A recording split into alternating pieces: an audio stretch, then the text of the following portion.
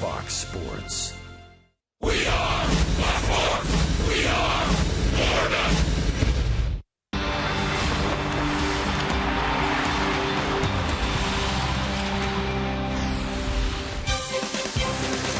Sunday afternoon in Miami, and some baseball to be played. Marlins Park Hyundai brings you a Sunday of baseball.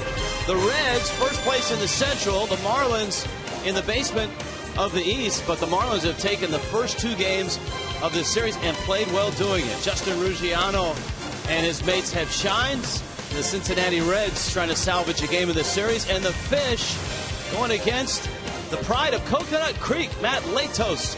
And the hottest Marlin, Ricky Nolasco, is on the mound. Hi, for one, Rich Waltz, Tommy Hutton, joined by Preston Wilson for this Hyundai Sunday of baseball. The Marlins have a foundation of which they're trying to build towards next year. And guys, when you watch the last two ball games, you can understand why there is some optimism towards next year. Well, they have a lot to look forward to. They have the great Giancarlo Stanton. They got some great new talent that they brought in Brantley and Turner. I think you're talking about building blocks of what could be a successful team for years to come. Yeah, Rich, I think in this series alone, you've seen the importance of having starting pitching. Jacob Turner, Mark Burley last night, they've gotten a couple of tremendous starts. Ricky goes today. And if you build a ball club, that's certainly where you start. All right, we'll stay with starting pitching. Ricky Nolasco, Tommy, has been the hottest Marlin and has just been outstanding. Well, Ricky coming off a Player of the Week election. He's making his 29th start of the year. Ricky Nolasco continues to be that model of consistency. 10 or more wins, 5 straight years. His last 3 starts, now Ricky's 3-0. How about this? 16 strikeouts, just 1 walk during that time. And, oh, by the way, he beat Matt Latos back on April 7th. That seems like years ago. All right, let's turn our attention to Latos.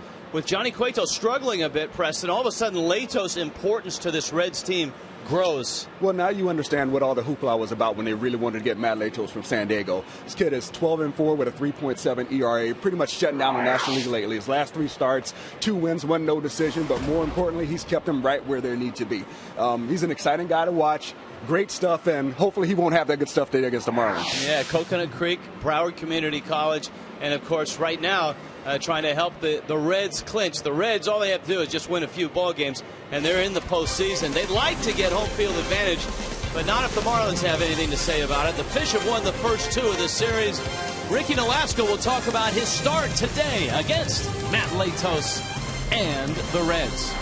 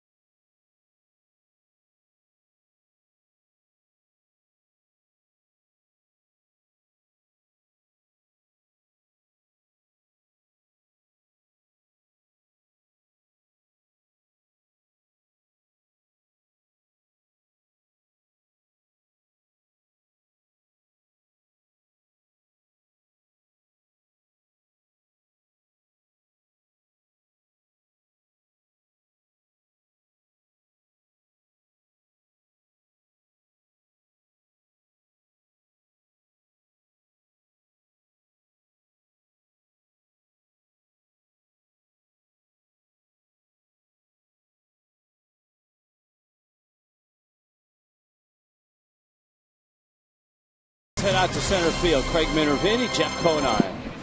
Thank you very much, Rich, and good afternoon again, everybody. Boy, if Ricky Nolasco could just wipe out some of that middle of the season, and a lot of times he didn't get some run support, other times he wasn't on his game. He started out hot against the Reds this year, and he's finishing very strong. Yeah, I got the win. First time he started this year against the Cincinnati Reds, pitched 8 innings, gave up 3 earned runs for the victory. In these last 3 games, we're talking 2 shutouts, 2 complete game shutouts. He's only given up 1 earned run over his last 25 innings. 12-12 now on the year, and he talked to me yesterday about trying to finish up big. Feels good, just trying to finish off strong. Like I said, just trying to finish off strong and, know what kind of pitcher I can be. So just trying to. Rewarding though, right? Yeah, absolutely, yeah. Just trying to finish off strong and, turn a disappointing season into something good. So. Ricky's a pretty low-key guy, as you could tell, but I'm sure he's very proud of his finish here, Niner, the co-player of the week, along with Jay Bruce, who we've seen here in the series as well. Yeah, Jay Bruce was a #1 first-round pick when I first got with the Reds there in 2007. Great player, great guy. You see what he did last week as well. All right, so we'll take a look at that matchup and much more coming up here on Marlins Reds here, Game 3 of the series as the Fish go for a 3-game sweep against the tough Reds, but they've got a good pitcher going, a local guy, Matt Lato, so should be an interesting matchup. See if the Marlins can quell the Reds' offensive bats again. We'll see it for the post game as well. Enjoy the game, everybody.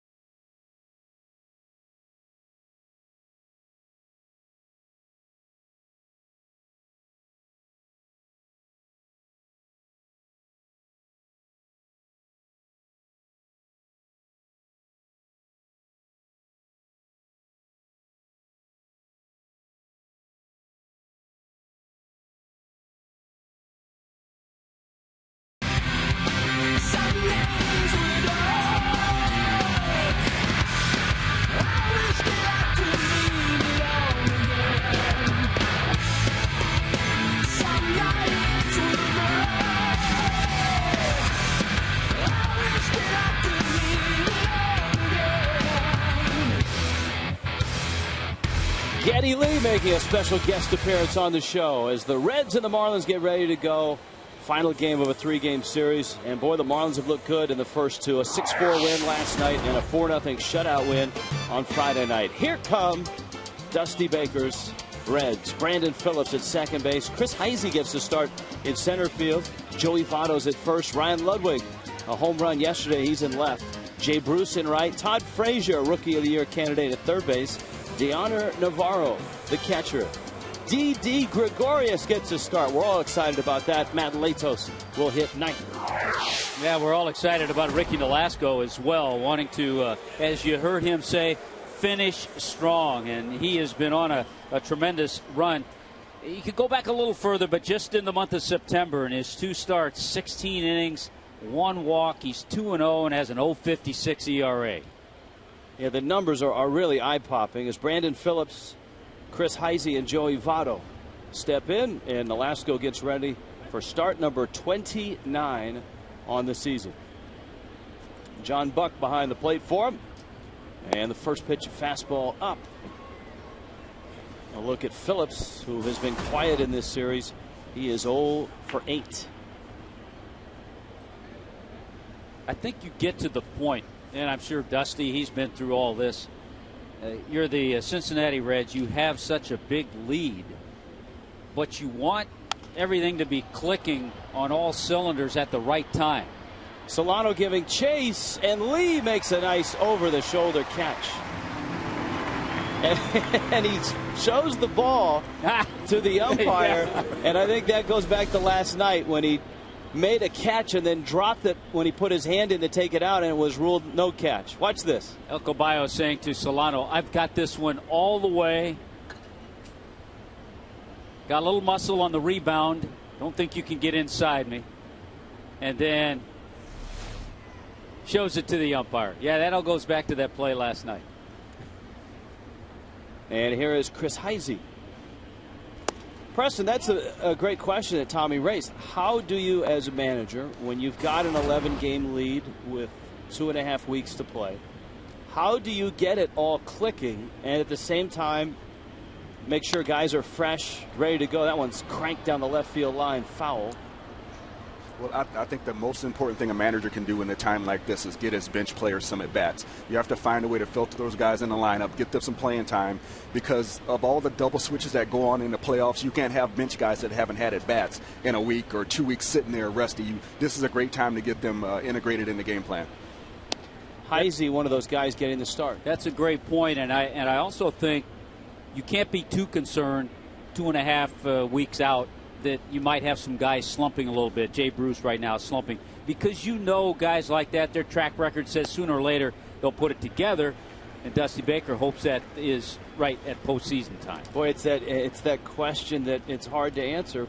Would you rather be a manager coasting into the postseason, or would you rather be a team that roars in there like the Cardinals did last year, that brought a whole bunch of momentum with them and ended up winning the World Championship? Peterson charges in, and he makes the catch. Here are the Marlins defensively. I'll give you defense and my answer all at once. There's the Cleveland Clinic Florida defense. Peterson, Ruggiano, Stanton. No changes as you look around the infield. The only change, John Buck is behind the plate. My answer, I'd rather be that team steamrolling in. And I don't care if you don't get a chance to give your starters a rest or align your starting rotation. I want them to be steamrolling in. Nolasco to Joey Votto. You know, I was in that situation when I was with St. Louis, and we really got hot at the right time at the end of the year. Got into the wild card, played our way hot through it, and then when we got to the playoffs, that momentum just kept going. So I understand what Tommy's saying. Being in that situation is a good feeling when your team is rolling like that. Joey Votto bangs one into the gap. Big turn. He'll hold there. Votto swinging the bat well in this series. A double last night. This one in the gap, he settles for a single. Preston, this guy's got a nice swing, doesn't he? Oh, I think he's one of the best hitters in the National League. I mean, early in the year I was asked which players do I like to watch, or if I'm watching baseball, whose at-bats do I try not to miss, and his name was the first name that came out of my mouth. And certainly he's a guy that Dusty Baker wants to get on track for postseason. A couple of knee surgeries, arthroscopic surgeries in the course of the season. And we saw him with a head-first slide the other night. He's still protecting and still easing his way in with that repaired knee. While he was out, the guy at the plate was one of the Reds that really carried the ball club. And it's Ryan Ludwig. Ludwig last night, off a tiring Mark Burley, hit a 2-run homer in the 8th to make it a 6-4 game. And Ludwig has recaptured the stroke that he was known for. You see the month of July and August. Those were months that Votto was not readily available for the Reds.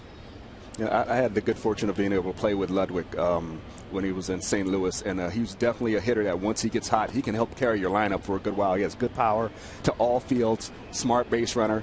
He brings a lot to the table. Now, we had the discussion last night, and Ludwig has admitted that when he went to San Diego, he lost the power to right center. He lost the ability to hit the right center. He said he couldn't even do that in batting practice because he got so pull happy because he couldn't hit it out in right center in San Diego. Yeah, I don't think he lost his power to right center. I just think his power to right center didn't match San Diego's ballpark. And right, it does become a mental thing where you stop trying to go the other way. You lose confidence in it because you don't get rewarded for hitting the ball well the other way. That becomes that deep fly ball out instead of other stadium. It's a ball off the wall or maybe even a home run. Well, Ludwig's up there right now with a count 2-1. Yeah, the Reds lead still very healthy. 11 games in the Central over the Cardinals, who are starting to wobble in that wild card race as well. The Dodgers came back to beat them, got 2 runs in the 9th last night. Boy, a walk-off win. Juan Rivera with a walk-off base hit. Ricky, the recipient of a couple of nice calls there by Alfonso Marquez. Boy, if he gets that call all night, it's going to be a long day. Can't say that. That's what Ruggiano said and got thrown out the other day. There's a 2-2. That's right. That's exactly what he said. He got thrown out when he was already in the dugout, though. At least give me the dignity of throwing me out when I'm right next to you. Don't long range me like that. He snipered him from home plate. Full count here, and that's going to push Votto on his way from first with 3-2 and 2 outs.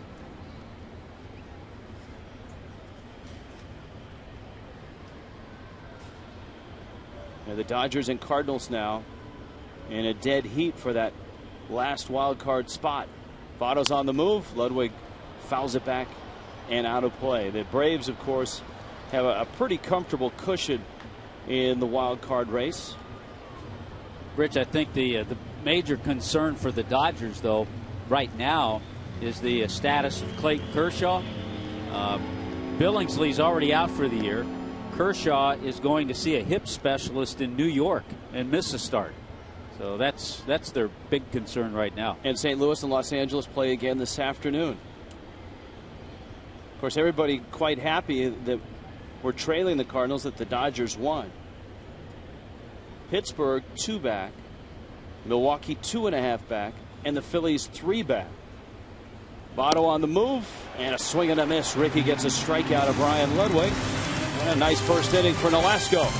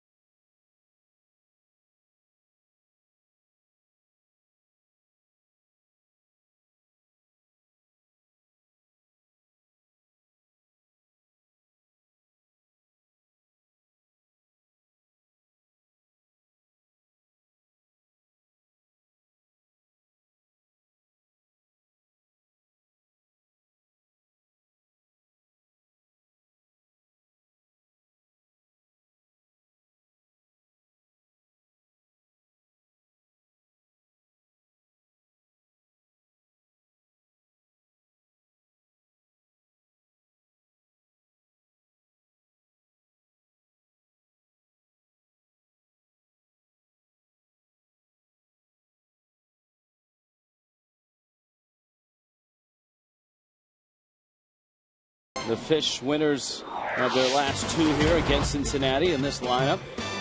Familiar one, Brian Peterson in the leadoff spot. Justin Ruggiano has 4 hits, a couple of doubles in this series. Jose Reyes all of a sudden has sparked to life. He's got 5 hits in this series. Giancarlo Stanton with a triple. Carlos Lia, a home run and a sac fly last night. Greg Dobbs homered in game 1 of the series. Donovan Solano snapped a little bit of an offer with a triple, and John Buck gets a start in the 8th spot. Ricky Nolasco hits 9th. Boy, a big right-hander that the Marlins have seen before, and you know, being a local kid out of Coconut Creek High School, he just hasn't had success against the team that he grew up watching, the Marlins. But lately, Matt Latos has really been throwing the ball well. Last 15 starts, an ERA at 2.5, and he's 7-2.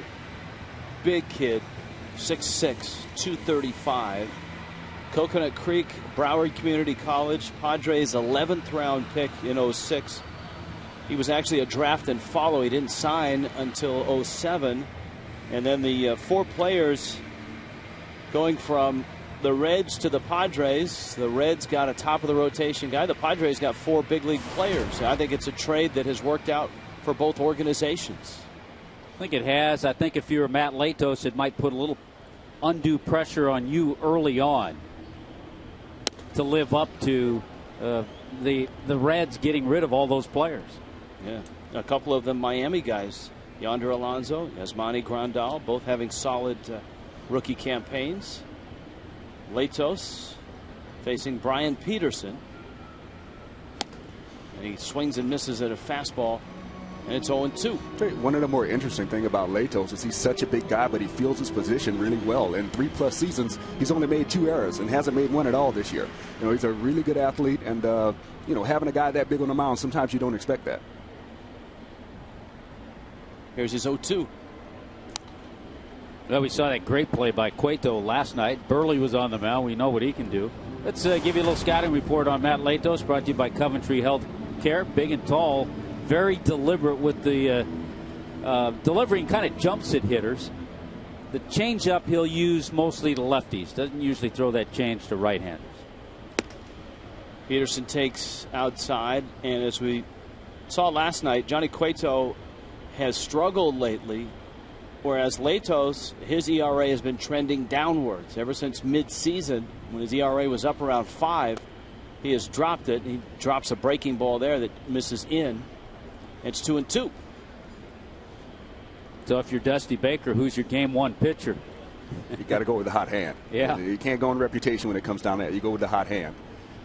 Especially in that best-of-5 series. That's a great curveball there by Latos, and that froze Peterson. And I think also the possibility of opening that 5-game series, the first 2 games on the road. There's a look at the defense, brought to you by Cleveland Clinic. The defense for the Reds, Ludwig, Heisey. Couple of changes for Dusty today. Jay Bruce in right. Todd Frazier gets the start at 3rd. Didi Gregorius, the shortstop. See, we love saying that name. Right side the same, and Deanna Navarro is the veteran backstop. Well, Latos opens with a fastball that is up 96 miles an hour to Justin Ruggiano. 4 hits in this series, a couple of doubles. He now has 22 doubles on the year to go with 13 homers. As we've talked about, Ruggiano in his 87th game as a Marlin has put together 3 really good months and is in the process of adding a 4th here in September. Swing and a miss. Rich, I was just looking. We were talking about all the players that went to San Diego. You mentioned Grandal and Alonso and Brad Boxberger, a young prospect. But Edinson Volquez is 10-10 with San Diego this year, 29 starts. So not too often do you receive 3 major league players. Boxberger has been up and down. But a good deal, as you said, I think, for both sides, though. Yeah, Alonso has 34 doubles this year in 139 games. Ruggiano swings and misses, and Latos has dusted off the first 2 that he's faced. He's struck out Peterson and now Ruggiano, and here comes Reyes.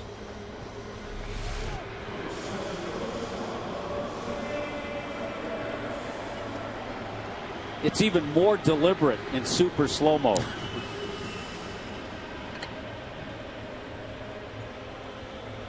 You talk about a downward plane. That's a great example of it. And that was that good slider. In layman's terms, Preston Wilson, what does a downward plane do for a pitcher, and how does it affect a hitter? Well, the pitcher's already standing on the mound, so he has an angle kind of coming down, but when the pitcher's delivery is that much more elevated, the ball is on a tilted plane, so to speak, so it makes it harder to square the ball up. When you're trying to take a good, flat, even swing at it, it's harder to barrel that ball up. That was a 1-2-3 inning for Matt Latos. He goes quickly through the pitch in the first, on to the second.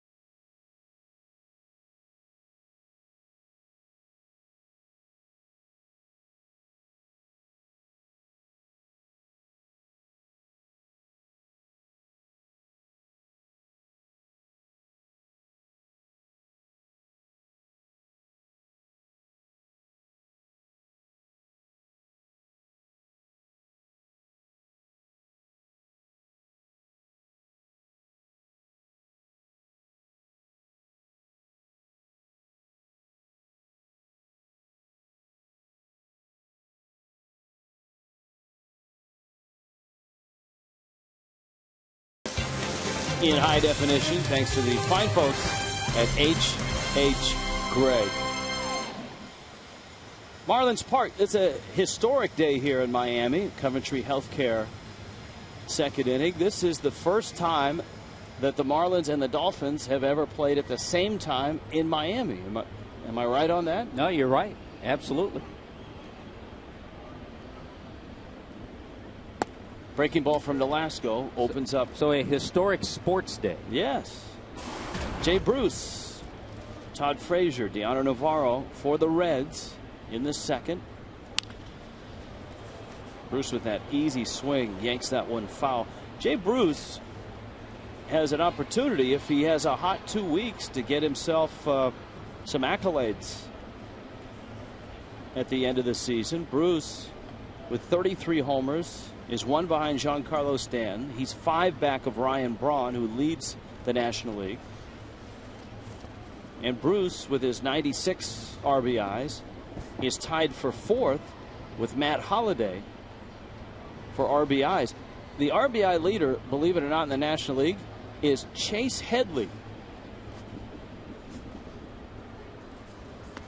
Headley with 102 runs driven in. Would you say that Jay Bruce perhaps is one of the least known young players that has had a lot of consistent success? He's put together a real nice start to his career, and he's 25 years old. I'd put him in that category of overlooked guys. I mean, Votto gets a lot of publicity, and rightfully so. He's won an MVP. There's a look at Frazier. And Jay Bruce has increased his home run total each of the last 5 years. His first 3 years as first 5 years as a major league player. Ricky Nolasco beats him over to first. Nice play by Carlos Lee. There's an out, and here comes Todd Frazier.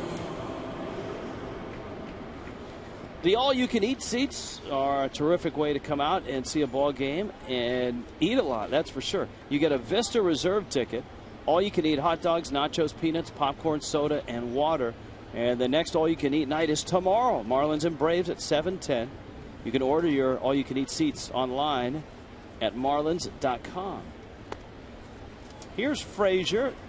Tommy Hutton was glancing through the stats before the ball game at the National League rookies, trying to decipher who his Rookie of the Year might be. And you were not having an easy time of it, were you? I would have to really think long and hard, and I'm not sure who I'd cast a vote for yet. But Frazier's certainly on the list. He started games at third base. He started games at first base when Votto was out. But then you have Bryce Harper. You have Willen Rosario with the Rockies, who leads all rookies with home runs and RBIs. Matt Carpenter, Jordan Pacheco, Yonder Alonso, Wade Miley. He's won 15 games. The list goes on and on. It's a tough year to vote for National League Rookie of the Year. Frazier's contributions also came in the absence of Votto, and providing Dusty Baker with a bit of a conundrum. How do you get Frazier in the lineup and keep his bat and his production going once Votto returned? He can play a little bit of outfield. He can play third. Of course, you got the veteran Scott Rowland, who is out there in most cases. The 1-2 almost hit him. That's a good pitch by Ricky, though. Ricky gets locked in a lot of times with so many strikes. To just back Frazier off a little bit, that's a good pitch. I think that's been the biggest difference I've seen in Ricky in this stretch that he's going well. I've seen him be able to brush guys back off the plate, keeps it low, doesn't go around shoulder height, but he's able to move their feet a little bit to keep them some leaning out there and being comfortable with the stuff that he throws away. Well, his run has been dynamite, and it goes back to the start he made in Arizona, where he gave up 5 runs in the first inning and looked like he was going to get clobbered. But from that point on, he shut Arizona down. And he's gone 30 innings since that 5-run first in Arizona. And in those 30 innings, he's walked 1 and given up 1 earned run. Well, that last start you're talking about in Arizona, that's the last time where he didn't get past the 5th inning in the game. All of his starts since then, he's gone deep into the games, and that's been big for the Marlins, helping that bullpen out. And, of course, a couple of complete games in his last 3 starts. Emergency swing turns into a base hit. That was a great at bat by Frazier. He fouled off some tough pitches, and even the pitch he hit for the base hit was a good pitch. Boy, he threw his bat at the ball and made good contact on it. Watch this thing. It's amazing that he can hit the ball that hard and not even have the ball in his hand, or the bat in his hand, when it made contact. That ball's not even close to Fox Tracks. Pitch 8 is way out there. He still can't believe it. It's Ricky, you just got to tip your hat right there, because there's no way that ball's supposed to be hit. More or less hit for a base hit line drive up the middle. Now Navarro, who gets the start. Ryan Hannigan behind the plate. And Navarro bangs one into right field. The base hit. Frazier's going to head for third. Stanton got a strong arm, and it goes by Dobbs. It looks like it hit the third base coach. I think it may have hit Frazier also, the runner. But it hit somebody. That's why it just kind of stopped there. Navarro, in the meantime, stayed at first base.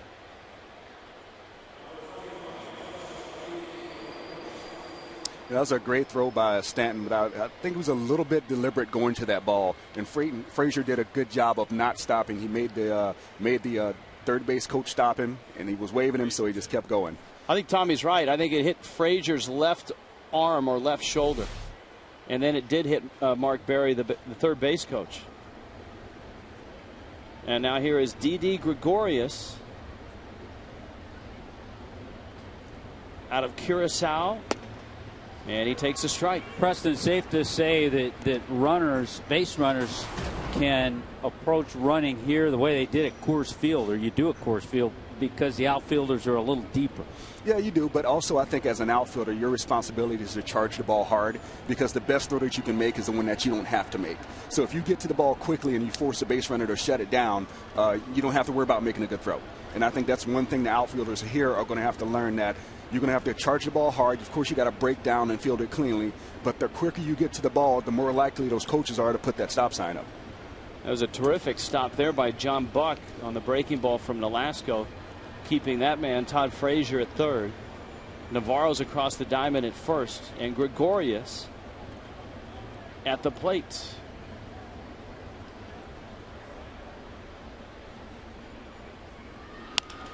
Pulls a ground ball into right field, and the Reds have a run.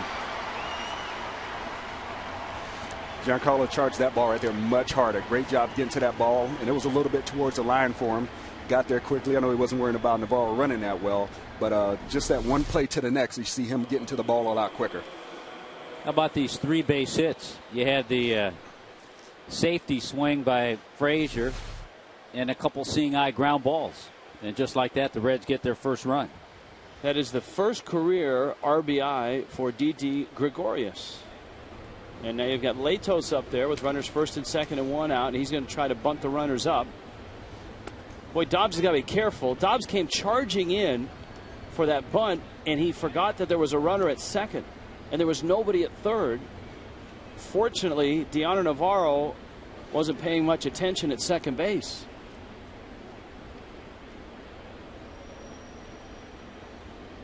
Now you can do that if you have the wheel play on. There's the bunt. Lee picks it up. He's going to go to third, and Dobbs is there in time to get the out. Nicely done by Carlos Lee and Greg Dobbs.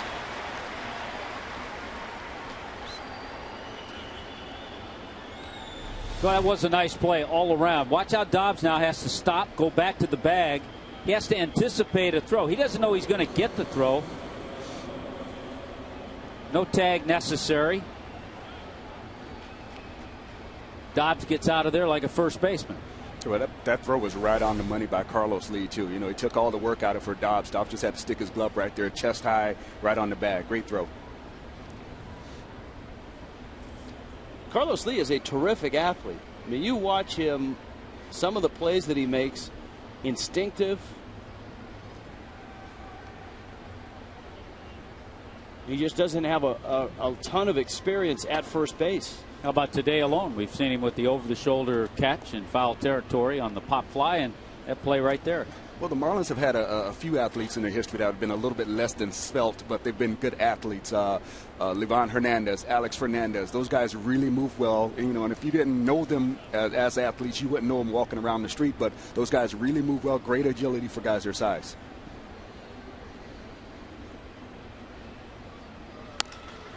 That's a foul ball. That one skimmed down the line and just went foul. Hey, Alex Fernandez is a great call. I mean, he was a terrific hitter.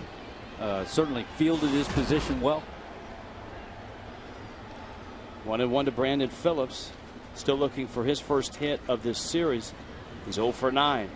The Reds with 3 consecutive hits have a run. Nolasco with a couple of outs. Facing a guy who's really not a leadoff hitter. He's more of a number 3 type hitter with his power. 17 homers, 30 doubles. I think he's a number 3 hitter because of the ballpark he plays in. Prime example, if you put him in this ballpark, then I think he is more of your leadoff type hitter because those home runs instead of 17 would probably be around 10 or 8. You know, you definitely get a little extra distance playing in the Central in some of those ballparks and having Cincinnati as his home ballpark. Here's the 2-1 pitch. So it would change his statistics. Would it change his swing? You know, some guys it does. Hopefully it doesn't, because most coaches try to tell guys, keep your line drive swing no matter what.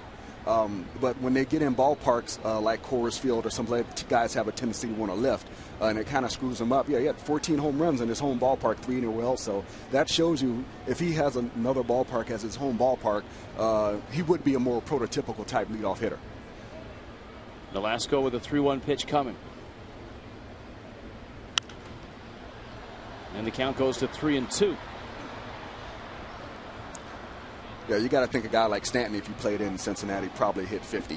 You know, just because of the balls that he misses here that go to the wall. Yeah, or Philadelphia. That just get to the wall here. Those balls are home runs there.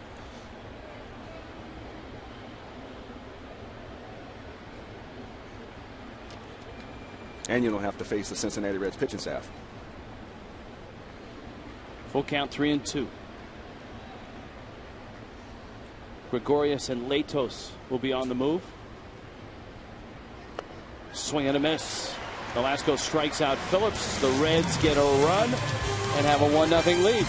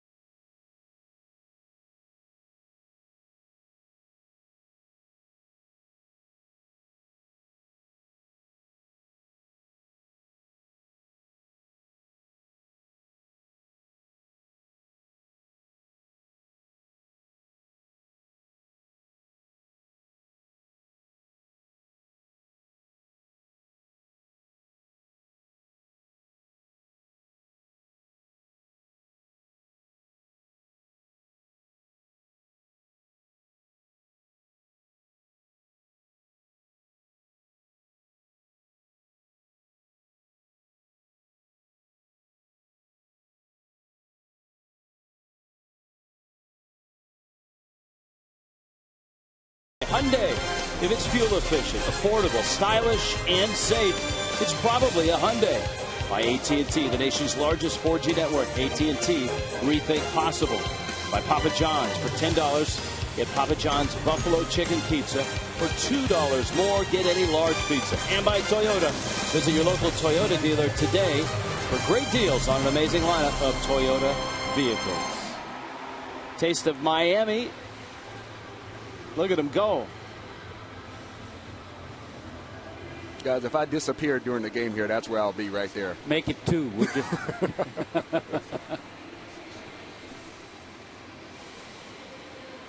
There you go. Wow. Lunch is served, just like that.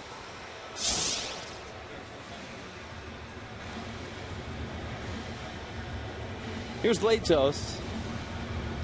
And now Giancarlo Stanton, Carlos Lee, and Greg Dobbs coming up. Rich, we've had an interesting conversation about hitters in different ballparks. And I think the same can be said. And you and I had a great conversation with Matt Latos yesterday.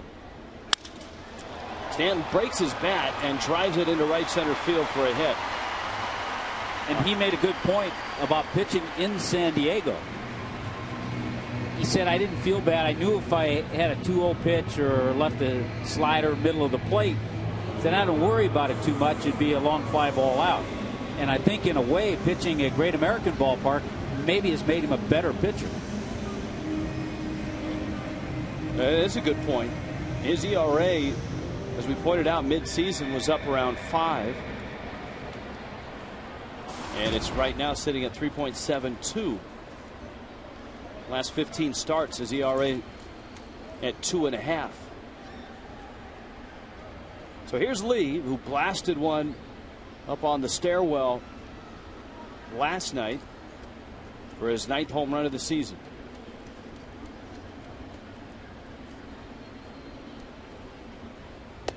Now the Marlins tried to run last night with Giancarlo Stanton. Ryan Hannigan is one of the best throwing catchers in the National League this year, and Hannigan threw him out. Latos, and Tommy, you talked about how deliberate he is slow to the plate, and Preston, base runners have had a lot of success against him. Well, in most cases, when you do steal a base, you steal it off the pitcher. Most major league catchers throw well enough that if you don't get a good jump, it's going to be a close play or you're going to be out. But with a guy like Latos, who has that big, deliberate motion, you can get a good jump on him, and you're able to actually steal the base off of him where the catcher doesn't have much of a shot at times. 16 of 19 are base stealers this year. Stanton not a big lead. Latos the 1-1. At the knees, a strike to Lee. By the way, it's a small sample size, but Giancarlo now 4 for 4 in his career against Latos. He likes what he sees. See, Carlos Lee's had success as well. You know, talking about Stanton's base running, or base stealing, I should say, that's going to be interesting to see how the Marlins handle that in years to come, because he is such a good athlete, and I think he has above average speed, to see if they turn him loose a little bit more on the bases. Frazier backs up on that roller, and Phillips has no chance to turn the double play. Good slide by Stanton. That's another aspect of the athleticism. We've seen Stanton in the last week break up 2 or 3 double plays. Not that he broke this up as a double play, but he's not afraid to go in and go after guys. Yeah, I'm not so sure if he broke it up, but he made his presence known to Brandon Phillips, and that's why even Phillips, after he leaped over Stanton, thought he had a chance with Lee running to get the double play. One thing middle infielders know, they know when the big guys are on the base, and they know which big guys come hard. They're going to make sure they get out of the way so that they don't get themselves injured. Giancarlo does a great job of going in with good hard slides. You know, he can reach the bag. It's hard, but it's clean play.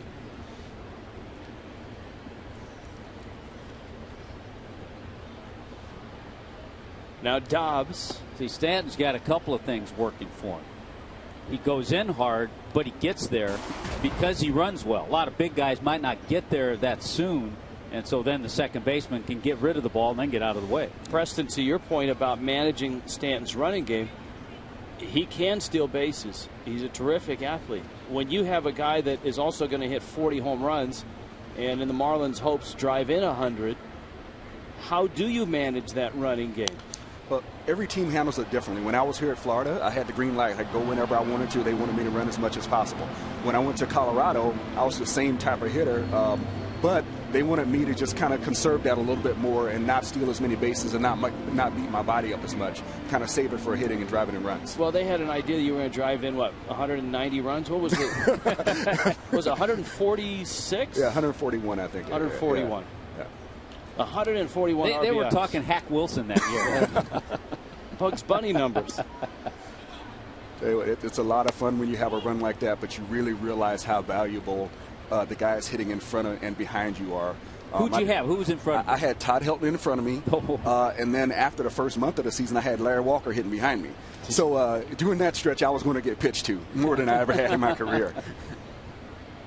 Carlos Lee almost took off for second base. Votto is playing off the bag. He was almost trying to time Latos because he wasn't looking over. Dobbs takes away, and Latos has fallen behind 3-1. Dobbs' homer was one of the big blows on Friday night in the 4-0 win. Jacob Turner, 7 shutout innings, which he gave up just the 2 hits. Last night, Mark Burley worked late into the ball game, and Burley picked up win number 13.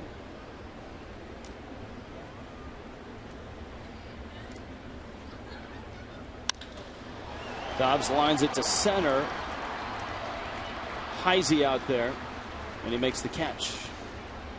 All season long, Fox Sports is proud to support Boys and Girls Clubs of America, a place where youth can reach their full potential as productive, caring, responsible citizens. To learn more, please visit greatfutures.org/Fox Sports. Billy in the middle of it down there. Rich Waltz along with Preston Wilson, special guest appearance. Billy not walking on water, but walking on the seats. Tommy Hutton with us, Craig Minervini, Jeff Conine, our entire crack staff in the truck. John Sulzer, our producer. Jim Holly, our director. Ken Lee, our critically acclaimed graphics coordinator. And a breaking ball is a strike to Donovan Solano. You know, Solano's a guy that I watch and I really enjoy watching him play. He does so many things well, defensively, base running, offensively. I think he's a great situational hitter, and it's going to be interesting to see how he fits into the mix in the future of the Marlins here. Talking to him today, by far this is the most he's ever played because he's been in the minor leagues, so he's been at home. He's been in Columbia by now, so he's said he's feeling pretty good. I asked him about winter ball. He's played winter ball in Columbia. They have 4 teams, but he's not sure if he's going to do it this year. He said he hasn't committed yet. Well, you need some time to take some rest.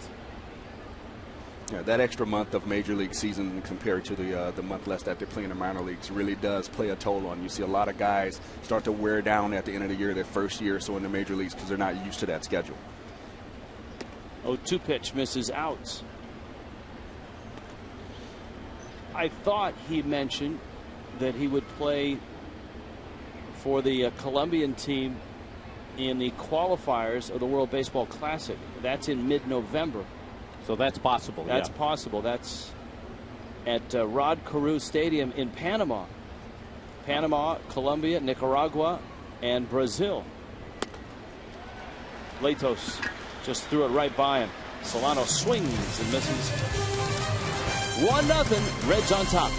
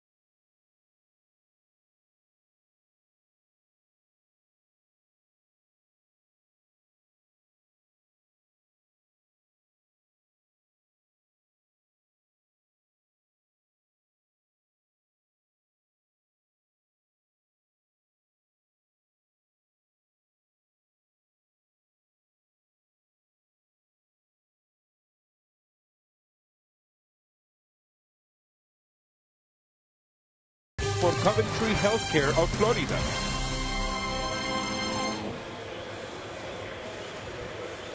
One nothing. Reds on top of the Marlins. It's the third. Rich Waltz, our special guest. Usually it's a kid Sunday, so we brought a big kid into the booth. I am a big kid. Yeah, big kid, yeah. Preston Wilson along with Tommy Hutton. Marlins have played very well against the Reds. Reds are a team that obviously has just about clinched their division. They're headed to the postseason. But the Marlins, I think, have exposed a few issues that the Reds have. Well, I think the good news is that they've faced the Reds' finest. Bronson Arroyo the other night, Johnny Cueto in the game last night, and today Matt Latos. Well, it hasn't been an easy run for them. When they're in Philly, the series before this, they faced some tough pitching, and they come here and it doesn't get any better with Cueto and Latos in this series. And it's been a tough stretch, and these guys have hung in there pretty well. Velasco misses inside to Chris Heisey. With Joey Votto and Ryan Ludwig right around the bend. Cincinnati getting a run in the second. Bottom of their order, Todd Frazier, Deano Navarro, and D.D. Gregorius with 3 consecutive singles. Dobbs, a hot smash, picks it up, fires across. Catch, tag, no tag. Lee swiped at Heisey and didn't quite get him. Tom Hallion, the first base umpire, took his time and made the call. Still had time after the bobble, but then unleashed a throw. That was very close. From here, it almost looked, but there was no argument. It almost looked like Carlos Lee got him. But for Greg Dobbs, he missed him clearly. That was error number 11 on the year for Dobbs.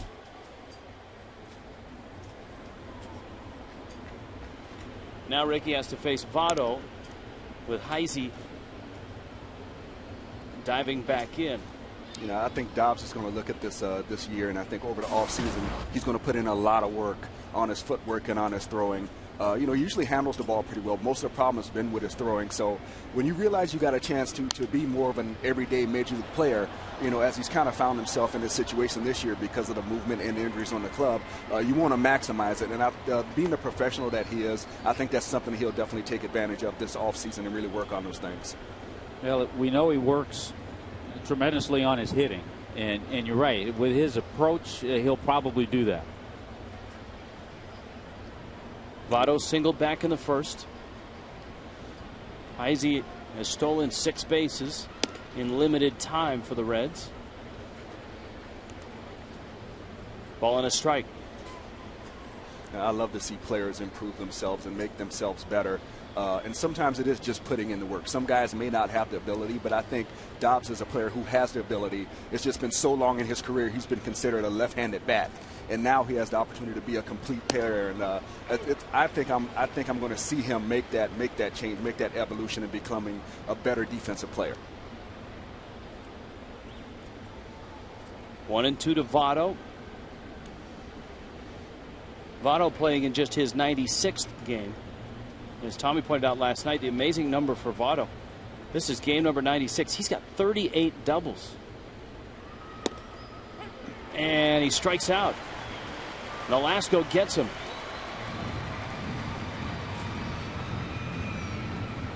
Ricky picks up strikeout number 3. A reminder, this copyrighted telecast is presented by the authority. The Miami Marlins may not be reproduced or retransmitted in any form, and the accounts and descriptions of this game may not be disseminated without the express written consent of the Miami Marlins. I think the other remarkable number surrounding Votto and Ludwig, a part of it, the fact that the Reds went 32-16 when Votto was on the DL. Yeah, guys like Ludwig, guys like Frazier, those guys really picked it up doing that stretch. And, your manager loves to see that. They love to see when your biggest piece goes down, how your team responds. And they respond by other guys picking that up and pulling that weight. Only active manager with more wins than Dusty Baker? That should have been our trivia question. That's a good trivia question. Jim Leland. Wow. I love Dusty. I mean, I got to play against him a lot when he was managing San Francisco and Cincinnati. But then I got a chance to play for him in the All-Star game. He was the manager there, and they go there, and he's got the toothpick in his mouth. He's got the wristbands on. I'm like, man, this is where I want to be right here. You see the teams he's been with, the Giants, the Cubs, and now the Reds. And he had 2 years, back-to-back years, in which his season finished with absolute heartbreaking losses. And both were in the postseason. Here's the 0-1. Ludwig cranks that one to left field, hits it deep. Peterson goes back. At the track, he makes the catch. And retreating to first is Chris Heisey. You go back to 2002, Dusty Baker's last year with the San Francisco Giants. Remember, they had, I believe it was a 5-1 lead over the Angels.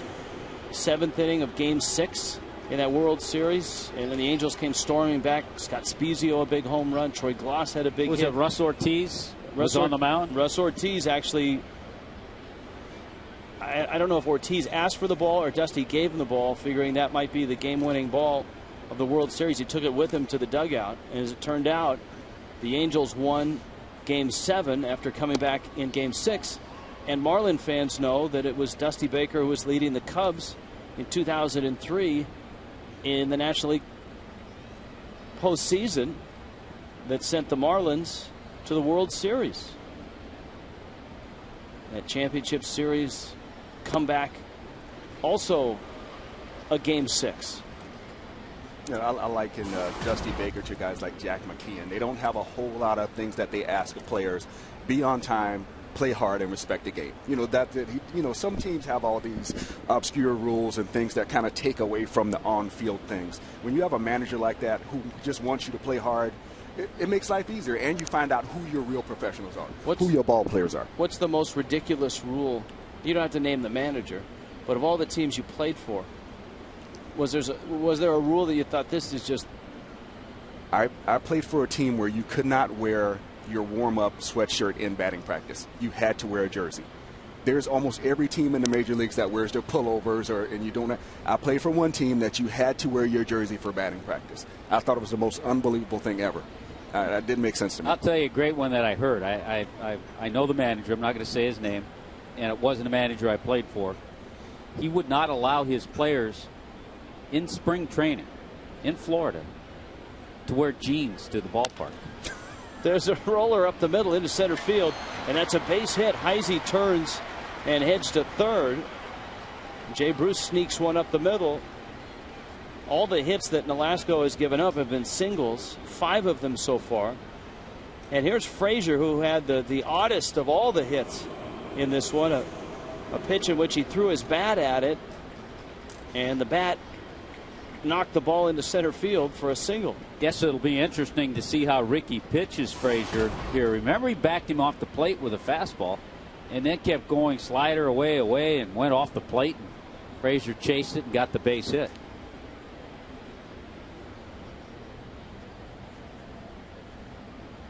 This is the kind of swing, and that is a swing there, and he didn't check it, the kind of swing that you expect on a hit and run when it's a pitch out.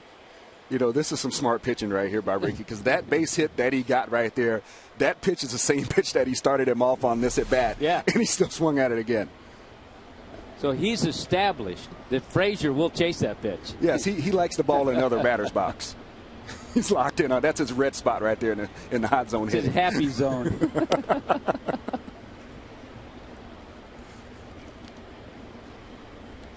There's Fox Tracks by Papa John's. Now here's his last at bat. Almost the same spot. Yeah. Pitch 8 is the one that he knocked into center. And number 5 was that one that brushed him off the plate.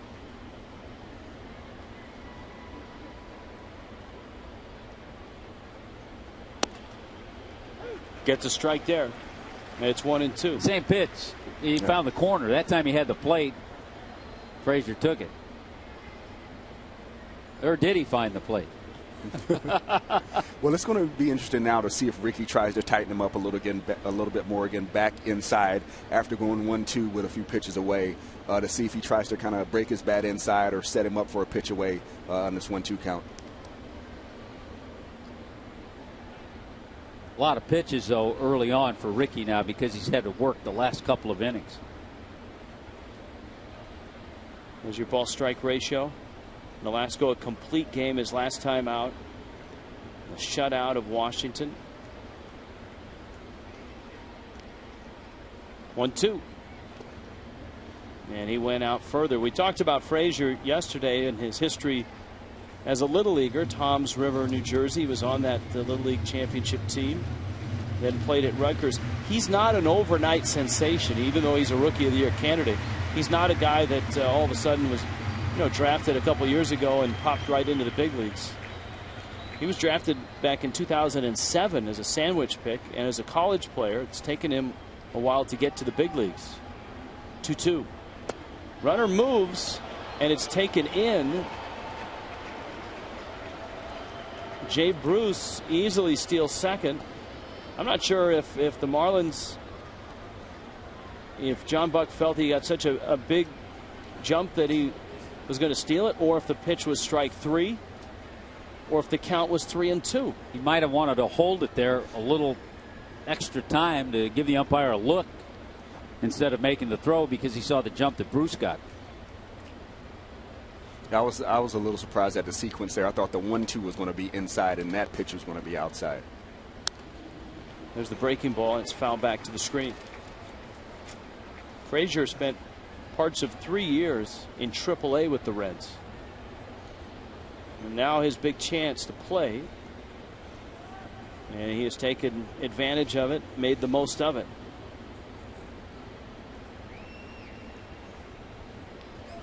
One nothing, Cincinnati on top. 5 hits for the Reds, all of them singles. Came in with the fastball to right. Stanton is under it, and he makes the catch. Nolasco pitches out of trouble in the third. Still 1-0 Cincinnati.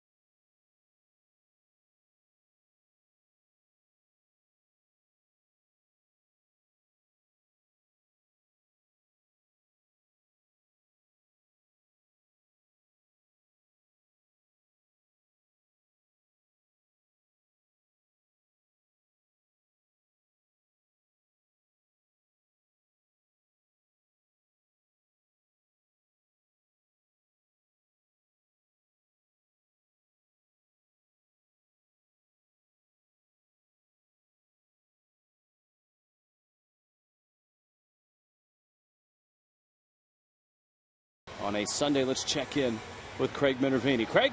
Hey, Rich, thank you very much. John Buck, we know it's been a trying season for him. He was hitting 168 on July the 30th, but since then he's played very well. Of course, he's not getting as many at-bats now with Rob Brantley doing such a great job since the trade, and the Marlins want to get a great look at him. I think Buck has handled it as well as you possibly could, seemingly. 333 in August, 301 his last 21 games. I talked to Eduardo Perez today, the hitting coach, and he emphasized a few things. His hands a little bit lower, that long stride a little shorter, the feet down quicker, and he's hitting more liners than flies, and he really has been impressed with his attitude. It's not easy this game to begin with. He's self-deprecating. It means a lot to him. It hurts, but I think he's kept a good attitude and been a good teammate as well, guys. Thank you, Craig. High chopper. Gregorius fires it over to first, and Buck is out number one here in the third. Matt Latos looks real good right now.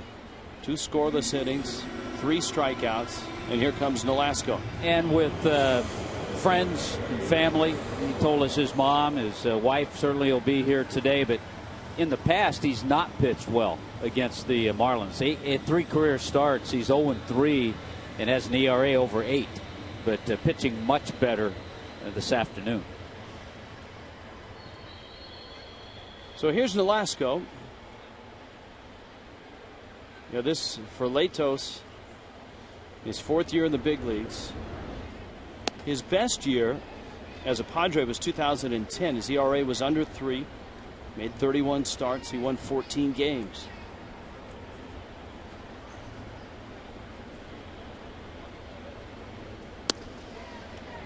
It's a trade that seems to have worked out for both teams. We talked about the 4 players that went from Cincinnati to San Diego. And it's also a trade where you have to wait 2-3 years down the road before you really render a final verdict. Because if Yonder Alonso and Yasmani Grandal become regular players, if Volquez is in that rotation for a while, maybe Boxberger good out of the pen for Bud Black. Of course, the Reds headed to the postseason, and Latos, if he's not the number 1, I know Cueto is the number 1, but he's struggled. If Lato's not the number 1, then he obviously is a very strong number 2. Absolutely. And I think the other thing that contending teams, especially the ones that have the big leads, are starting to do now, you have to make some decisions for your roster. Am I going to add a left-hander in the bullpen? How many pitchers do I want to carry? Which extra men do I want to have?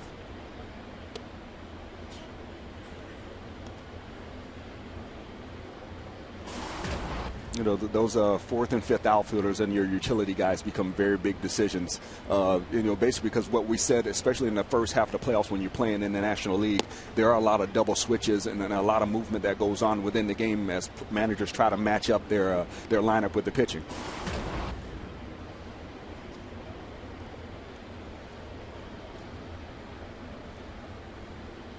Peterson, a 2-0 pitch from Latos. That's a strike. Tell you what, we mentioned how John Buck has kind of progressed towards the end of the year as far as his batting. Peterson has picked it up also. Since August 1st, he was hitting 174. Now he's up to 219. His own base percentage back then was 278. He's got that over 300 now. So getting those consistent at-bats is starting to pay off for him, and you're starting to see him get more comfortable against Major League pitching. And as a leadoff guy, last 10 or so games, his on-base percentage has been over 400. Went after the 3-1, hits a high fly ball up foul, and Tommy, that was a ball, and I told you we'd see this. That was a ball that cleared a couple of the girders. It didn't hit anything, but it narrowly missed about 3 or 4 of them up there. It sure did. It went over the top of one of the steel supports that runs in foul territory and through a maze of others. I don't think he swung. He may have pulled the. Oh, he'd call it a swing. Wow. You know, Peterson felt he checked it. I knew he was going to call that a swing. He tried to play it off very well, but he went around on that one. he may have pulled an oblique in the process. That's not a swing.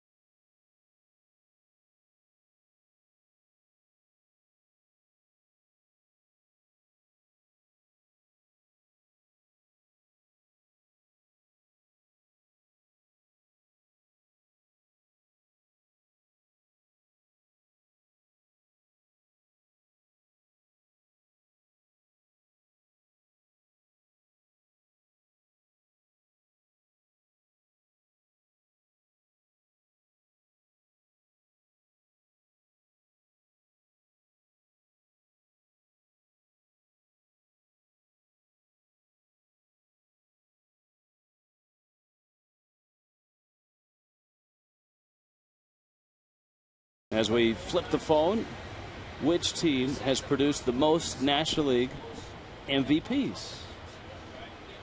Most MVPs in the National League. Now the Reds are here. Obviously, that's the first thing you think about. And you think back to the Big Red Machine. We had Tony Perez on last night. Tommy, the trivia team with the most MVPs in National League history. You certainly have to think Cincinnati Reds, even though we were amazed that they've never had a Cy Young winner. Deanna Navarro is up. The Giants franchise goes back a long time. McCovey, Mays. Dodgers. They've had some players. I think I have I don't know if this is the answer, but another team that goes back a long time with some great players. We always see the retired numbers when we go to St. Louis. We've got multiple MVPs for Albert Pujols, right? Yes. I think Musial had some back then. I don't know, did Bob Gibson ever win MVP, or did he just win Cy Young? Probably just Cy Young. 1-2 pitch. And it's out. Who were the Reds MVPs? Joe Morgan was an MVP one year. Frank Robinson. Frank Robinson had a great run in the 60s. Joe Morgan won 2 of them. Did Foster win one? I think in 77. That year he hit over 50. Yeah, Foster won one. Possible. Modern day Barry Larkin MVP. Yes. Smacked into right field. Joey Votto MVP. Deanna Navarro has 2 base hits. He's an MVP today.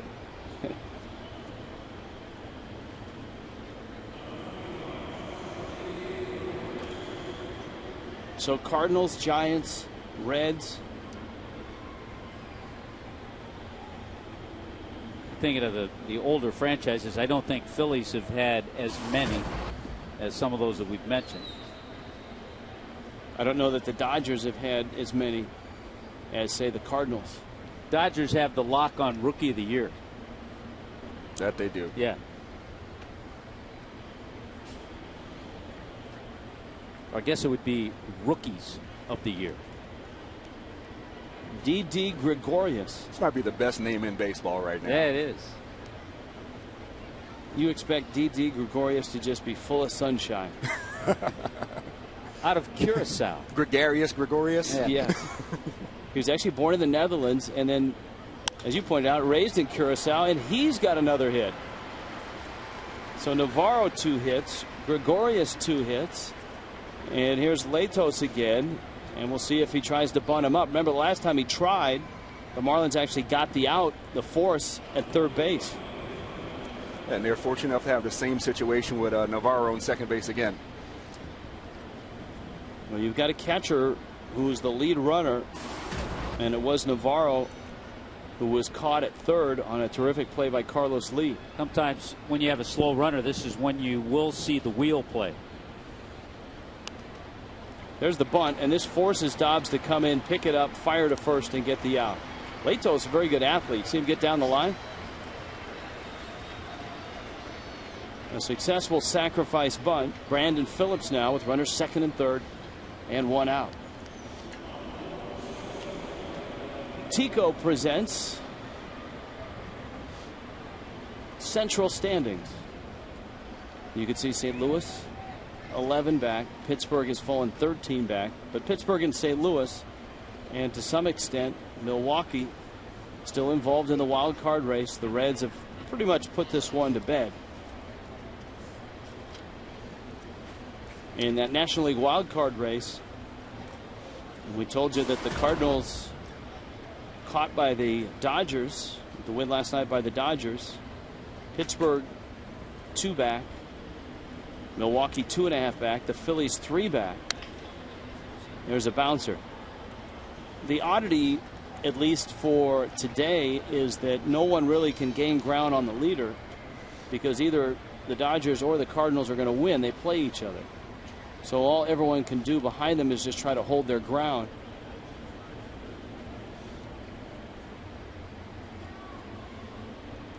Pittsburgh plays the Cubs at Wrigley. The Dodgers and the Cardinals play at Dodger Stadium later on this afternoon. And the Phillies play those troublesome Astros who beat the Phils last night. Phillies have a 1-0 lead. They've scored first, and Roy Halladay is on the mound. Look, they're making a push. Just a few games ago, they were 5 games back. Now they're 3 games back. They're hoping to catch a little bit of luck and win when the other teams that are ahead of them lose, and trying to sneak back in this thing. A couple weeks left in the season, a little over 2 weeks. Phillies had trouble with Dallas Keuchel last night. 5 1/3 shutout innings. Tough to hit and tough to pronounce. And as we mentioned last night, the Astros had no trouble with Kyle Kendrick the way the Marlins have had. Yeah, Kyle Kendrick is a guy that the Marlins don't want to see much. For some reason, he just baffles the Marlins lineup. Infield's back except for Lee at first with 1 out. The 1-2 pitch. Buck smothers it, and it counts 2-2. Brandon Phillips an 0 for 10 series so far, and he had an opportunity in the second, but there were 2 outs in a similar spot, and Alasko struck him out. Yeah, Phillips was one of those stretches where he's not swinging the bat very well, and for some reason he's getting the at-bats with the men in scoring position. So it takes a little bit of good fortune and to be able to put together a good at-bat here to get yourself out of a slump like that. Crack staff hard at work, as they always are, informing us that Bob Gibson did win the MVP. That was that year he had the ERA of 1.13, and that was the same year the MVP in the American League was Denny McClain. Yeah, when he won 31 that games. was the year they raised the mound. Yeah, the next year. Yeah.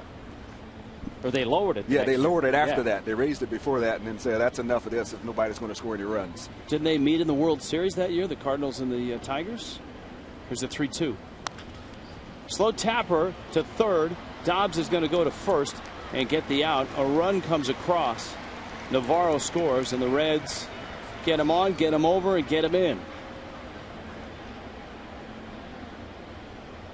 Not particularly hard hit, but as Brandon Phillips, you got to take a positive out of that at bat and say, even though I'm struggling, at least I got the run across the plate. I didn't get a hit, but I helped the team by driving in a run, even when I'm not swinging the bat very well. Got the productive out.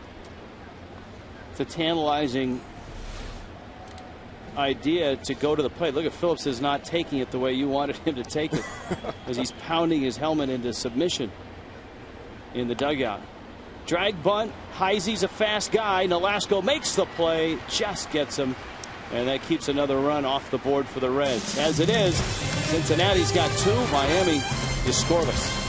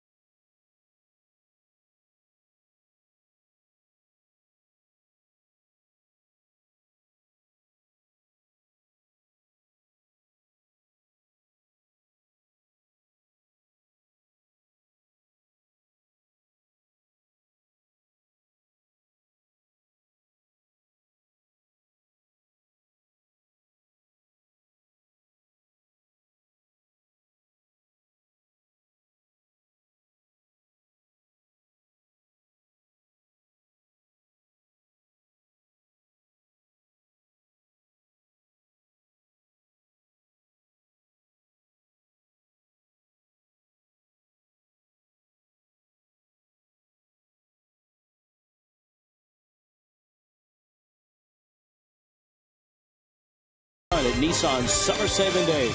Visit ChooseNissan.com by Coventry Healthcare of Florida, lighting the way to better health. And by Sagicor. Plan a bright financial future today at SagicorLifeUSA.com.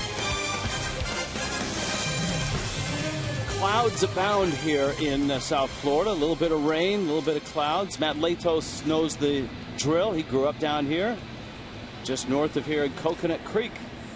Here's where he grew up. But as he told us yesterday, he's appreciating the fact that he doesn't have to pitch in the humidity, possible rain delays. And so far, so good for Matt Latos. Yeah, he's pitched much better in this ball game than his previous outings here in Miami, and even as a whole, his outings against the Marlins. You know, the one thing he's got working today, he's got a great slider working today. He always has the good live fastball, but he has a really hard, sharp, late-breaking slider today, and it's giving the Marlins fits. Ruggiano leads it off. He struck out his first time up, and a fastball that's been living in the mid-90s misses for ball one. Latos looks like a throwback guy. He looks like a guy that would be pitching in the 60s or the 70s. You talked about Gibson, and he's just got that look to him. Well, he's not afraid to come inside. Though not many guys in the 60s and 70s were all tatted up. Well, I think that's the thing that's hard about him to hit. You know, first he strikes you out, then he gives you something to read and look at. So it's just kind of a tough day going up there against him. I mean, how many guys in your era, Preston, or your era, Tommy, were all tatted up? That was a new thing that was coming in towards the end of my years. Not really many guys, even when I was playing, had a lot of tattoos like that. I mean, maybe guys that were in the service. That was about it. Yeah, we didn't have many Navy guys come over when I was playing. And Latos has been pretty durable, too. This is his third consecutive year that he's given the Padres, now the Reds, 30 starts or more, 180 innings or more, 3 straight years. 3-1 pitch to Ruggiano. Talking about durability, we get a look at Ruggiano's durability. I know he got nicked up a little bit this year, but you know, until this year, the most at bats he'd got in the season is 105 at bats in 2011 at Tampa. In 2008, he got 76. He's already up to 260, 270 at bats now this year. So it's seeing how he's getting to be more of an everyday player after being relegated to a more backup role. Well, Latos just throws a fastball by him. Ruggiano struck out twice. Here's the answer to the AT&T trivia question. We flipped the phone. I think Cardinals is a good guess. Maybe Giants. Cardinals, Giants, Reds. So we threw all those teams out there. Now Reyes. He popped out to shallow center his first time up. Big breaking ball from Latos for a strike. Marlins' only hit was a broken bat job into right field by Giancarlo Stanton in the second. Reyes sprays a grounder in the hole. That's going to be a hit. Gregorius, with his bling in his mouth there, comes up with the ball. Let's hope that's not stuck. That's a talented guy. He catch the ball in his glove and the bling in his mouth. And make sure he doesn't lose the bling. It's multitasking at its best right there. Yeah, the one thing about this game, the Reds have gotten all the base hits. They have 7 base hits. But all of a sudden, with that 1 base hit, the Marlins now with 2, they bring the tying run to the plate. Well, Ricky's done a good job of scattering singles around the ballpark. There haven't been any extra base hits, and he's been able to work himself out of some tough jams and runs that he gave up, base hit and an infield ground ball to score a run. So he's done a good job pitching himself out of trouble, even though he's pitched poorly to get himself into trouble. Stanton swings and misses that breaking ball. We talked about opponents stealing a lot of bases against Latos, 16 of 19 this year. And you got Reyes at first. Reyes still has a shot at leading the National League in stolen bases. Michael Bourne has been stuck in the high 30s now for the last couple of weeks. Bourne at 39, Reyes at 35. Angel Pagan has taken the lead in triples with 13. Reyes tied with a variety of players at 11. There's your stolen base leaders. JP now has joined them. I was going to say, doesn't that name just jump out at you, Juan Pierre, to see him up at the top of that list still at this stage of his career? Shane Victorino with 35 as well. 0-2. How does it affect Reyes is running that he is slotted in front of Stanton? Well, you know, I think it affects it. He has to be more selective, especially he has to play along with the scoreboard more with his running now, because when you're on first base with Stanton at the plate, you're in scoring position. So you have to make sure if you do go, you get a good jump and you're not putting the hitter in a bad situation where he's forced to take a pitch that he may drive. I think, yeah, in this situation, you be real careful. If Stanton makes an out, now you have Carlos Lee up there, it's a different story.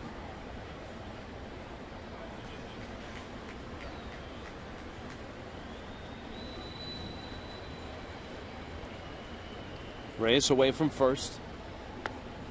See, I didn't mind when guys were on first base and they ran ahead of me. I just didn't like them going to second base, because not only is that in your vision, but you're single away. You know, so I don't like the guys hopping around there at second base. At first base, you know, if you get a good jump and I see you, I'll take the pitch and just battle from there, especially early in the count. Stand with a count 2-2. Bounces in the dirt. Reyes gets a break. The throw, though, from Navarro. Got him. Wow. Reyes thrown out on a ball in the dirt. What a play by Navarro. Yeah, you take that chance as a runner when that ball hits the dirt. 9 times out of 10, it's going to go a little bit further away from the catcher. Navarro got right on it, made a perfect throw. Yeah, that ball kind of spun and stuck in the dirt right there, and he was able to pick it up and get a great throw off right on the money. So they count full now to Stanton. And he takes outside. By the way, I love to put numbers to things we were talking about, and we're talking about Gibson in '68 winning the MVP. He was 22-9, 1.12 ERA. He had 28 complete games and 13 shutouts that year in over 300 innings. Yeah, I think he should have won the MVP. Most volcanic player ever. 1.13, my goodness. There is Carlos Lee. There's a lot of pull hamstrings when you're facing Gibson that year, huh? Bad ribs, pull hamstrings.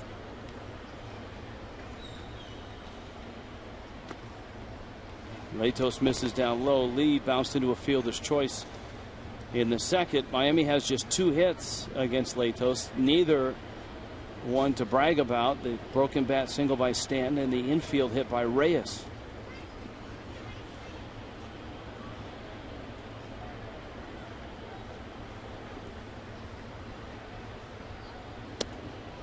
Even though the Reds are on the verge of clinching a postseason berth with 2.5 weeks left in the season, they have a shot, if they get hot and win some ball games here, to overtake Washington with the best record in the National League, give themselves home field advantage and change those playoff seedings.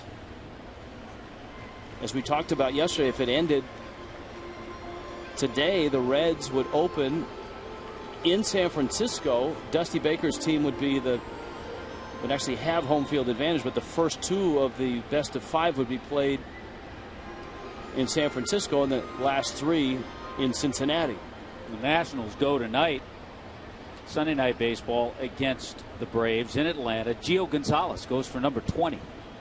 That's a big night for Gio. Well, national television stage and a chance to go to 20-7. Yeah, this is one of the few hitters counts we've really seen against Latos today. You know, Carlos Lee now is 5 for 13 against him. This would be a great count for him to get something good to swing at. Well, he got something good to swing at yesterday when he homered to left. And he takes. Lee walks. Stanton trusts to second. Lee's at first. Here comes Dobbs. And here comes another Chevron ticket Wednesday. You can fill up with 8 gallons or more of Chevron with Techron gasoline. You get a voucher for a 50% discount off tickets in select sections for any remaining Miami Marlins Wednesday home game. Stop in at participating Chevron stations today for full details.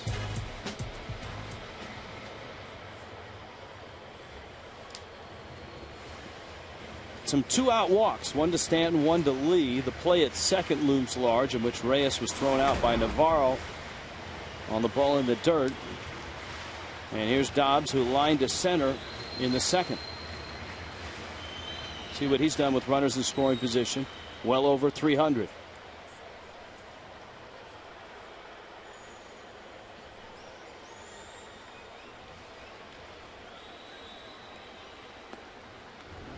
All of a sudden struggling with the command a little bit, Matt Latos. And if there's a bugaboo in his whole pitching repertoire, so to speak, it would be at time he does lose a little bit of control.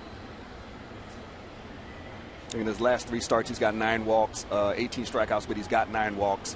And on the season, he's got 163 strikeouts with 59 walks before the start of the day. So if anything, he would like to get those walk numbers down. Dobbs breaks his bat. That's a fair ball. Into the corner it goes. Stanton will score. Lee is trucking around third. Here comes the big man, and he's going to score. And Dobbs has a triple. Rattling, tumbling around third base. That way, El Caballo.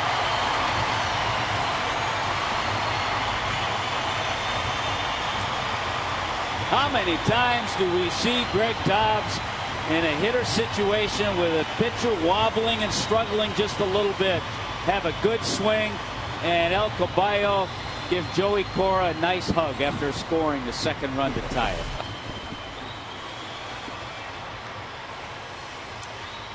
There goes the bat, and there goes the ball. You know, that right there is a great example of the difference between a ball being up and down. If that ball is down, even though he breaks his bat, it's a ground ball. But that ball is up in the zone, broken bat, he's still able to hit it down in the corner for a double. So when pitchers elevate the ball, even if it's not over the hitting zone, they give you a chance.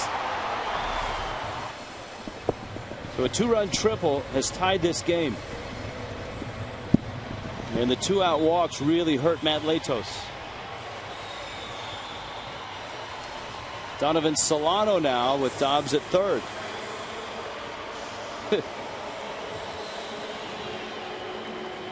Stan looks more gassed than El Caballo. Look at El Caballo sitting by the speed guys. Stanton and Reyes. You know, one of my teammates I used to love was Charles Johnson. You know, he wasn't exactly fleet of foot in the last couple years of his career, but man, he would say some of the funniest things. Remember one day he scored on a single, and he gets in the dugout. He goes, "Man, did you see that?" I was like, "Yeah." He said, "Man, you ever be running so fast that you can't hear anything?" I was like, "You know what? That's it, CJ. I'm done." It's like, yeah, I was running so fast I couldn't even hear nothing. 0-1 to Solano. And a fastball, a swing and a miss. Donovan Solano's kind of hit a little bit of a bump in the road here. He's 1 for his last 16. Yeah, and today, his first at bat and that last pitch, Latos is just throwing fastballs by him. Well, I think it's kind of what we talked about earlier of guys who haven't played this long of a schedule, you know, and who haven't been everyday players in the major leagues before. It definitely is a physical toll that it takes on you to play in the September, in the heat, you know, different parts of the country. But to have more bats and play more games than you ever have in your career, it starts to show up on the field. And mentally. Yes.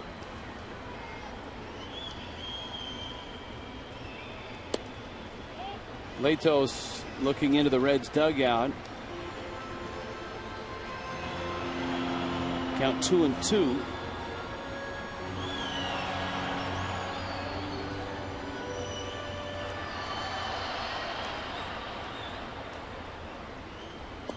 And he got him on a slider. Inning over, but Miami gets a couple. Greg Dobbs, a 2-run triple. We're back after this sports injury prevention message from the Cleveland Clinic, Florida.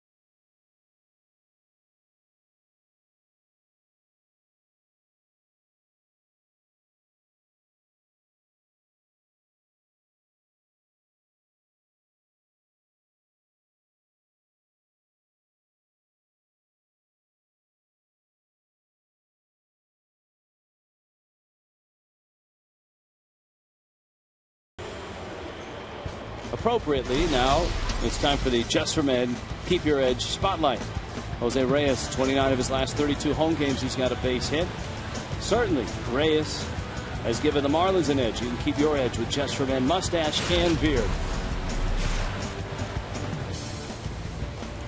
Ricky Nolasco, who's given up single runs in the second and the fourth, with his ball club getting 2, has Joey Votto, Ryan Ludwig, and Jay Bruce in the 5th. And a big breaking ball for a strike opens up the Joey Votto at bat. He's 1 for 2. This would be a great inning for Ricky to have one of those 1, 2, 3 innings, make some nice pitches after his ball club has gotten it back in this thing and tied it. Managers love the shutdown inning. After your team goes out there and they give you a couple runs, tie the game back up, you come back, you shut the lineup down. It kind of calms the waters a little bit. Changeup floats outside. A lot of games getting underway across the landscape of baseball. The Mets in Milwaukee are scoreless in the 3rd. Yankees have jumped all over the Rays. Hot smash by Solano into right center field. Stanton has it. Votto, another hit. He's 2 for 3. 6-1 Yankees over the Rays, bottom 4 at Yankee Stadium. And the Phillies lead over Houston is 1-0 into the 3rd. Here it's 2-2. And here is Ludwig, who has struck out, flied out.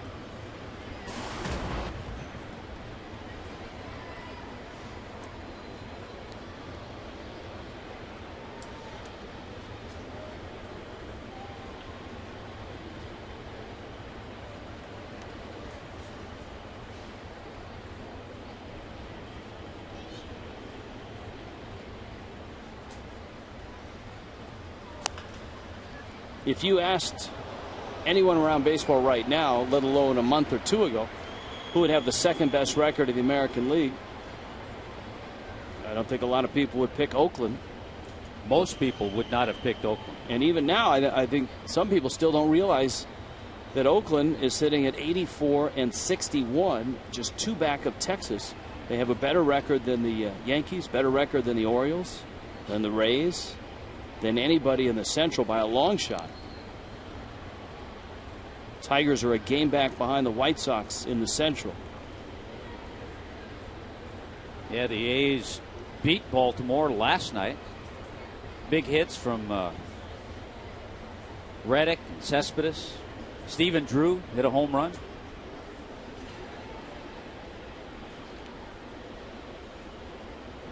I still like my mid-season selection for Manager of the Year in the American League, and Bob Melvin. He's coming on strong.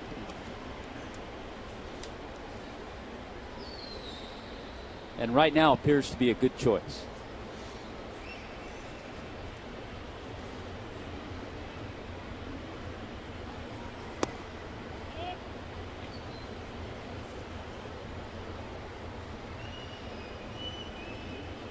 Ball and a strike. And another solid MVP candidate continues to come up big. Buster Posey, 3 for 4 game last night with a home run. The Giants have won 83 games. And their lead over the Dodgers looks secure, 7.5.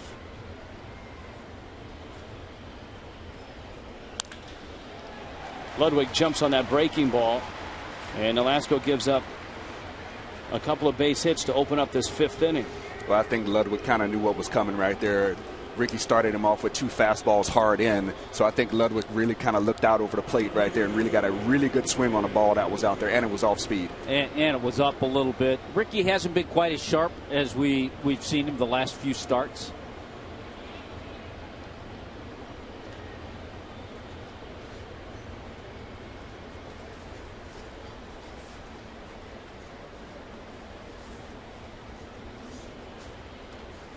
Now Jay Bruce. Bruce is our Cholula Hot Sauce Spotlight player. Always an honor. Beaumont, Texas. Enjoys hunting, fishing. 1st round pick in 2005. He's sitting at 96 RBIs, looking at 100 RBI season. To finish it up strong here. Great season by the young man.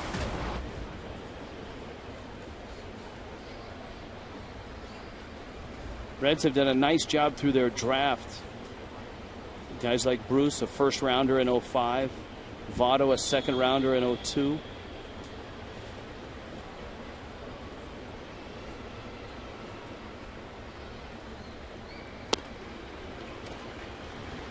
Ricky gets a strike. Good sharp breaking ball. It's 1-1.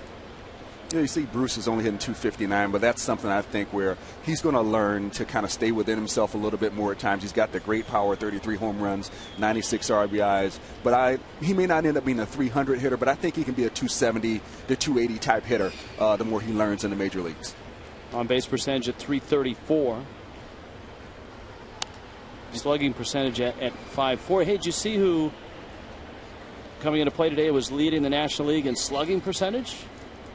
How about Giancarlo Stanton? There you go. Giancarlo Stanton at 597 has inched ahead of Ryan Braun in slugging percentage. I think the only Marlin who ever finished the year over 600 in the slugging percentage department was Gary Sheffield. Yeah. Sounds about right. 1-2.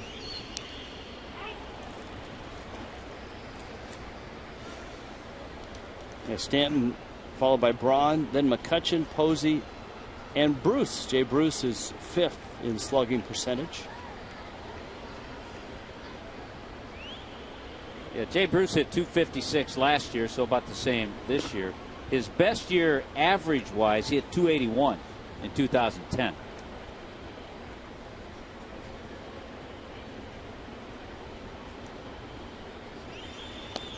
And Ricky gets him to chase a changeup. It's a big out to get.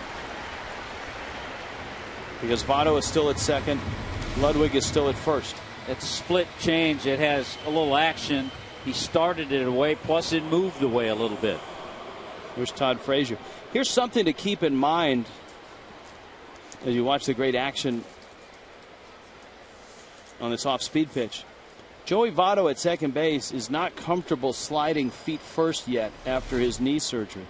We saw the other night on a play at second, which wasn't really a close play on his double. He actually went in head first. So he's not running as well as he usually does, and he's not comfortable sliding feet first. So if there's a play at the plate here, be interesting to see the result. I'm sure Dusty's told him to be very careful. Yeah, I mean, there's some guys that a manager will say, you know, if it's not close, especially on a double play, if you're on first base, just veer out of there. You know, don't worry about getting down. But another thing they may want to work on him with is try to get him to learn to slide on his other leg. You know, it takes a little bit of practice to be able to adjust that, but you can learn to slide on your other leg when you go feet first. Could you slide on both legs? Yes. Yeah, I went head first when I was stealing bases, but on like plays coming in like that, I would go either leg. A preferred leg? Nah, it just depends on what stride I caught. I was on the right side all the time. All the time? Left leg at the bag, right side. And if I had to go around the other way, I would just go further that way and get it with my hand. It's making an adjustment, staying within yourself. That's right. You got to make the adjustment. Bouncer in the dirt. And it's 1-2. Teams in spring training used to pull out the tarp, almost like the slip and slide when you were a kid in the summer for sliding practice. Some would do it in sand. Some would do it on a sliding tarp, almost like the time you see in a rain delay when players slide around on the wet tarp. Here's the 1-2. Soft liner. Ruggiano gets there. Frazier, who already found a hit out there when he threw his bat at a ball, has Ruggiano run this one down, and Nolasco gets 2 outs after the 2 hits that open the 5th. Tell you what, he got a similar pitch. You're not supposed to do this with those 2 pitches. Yeah. I mean, those 2 balls are hit way too hard in the same game to say that you're doing that. That's not supposed to happen. Frazier's telling himself, how is it that I can only hit the ball if I'm bent over? And You can't tell me that right now he can hit a hard fastball in the inner part of the plate. No, I really think that Ricky's going to try to tighten him up next time, or hopefully John Buck will see that he's really getting out there, especially late in the count, and really establish something good hard in late in the count on him the next at bat. Tell you what, these next two guys are the guys that have hurt Ricky. Navarro's 2 for 2. Gregorius is 2 for 2.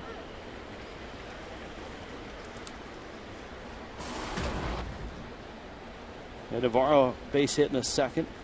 His single opened the fourth. And those hits in the middle of both Red rallies. A single run in the second, a single run in the fourth. A 2-2 game here in the fifth. And the last go. Misses in. 93, that was probably his best fastball of the day right there. He reached back and got a little extra on that one.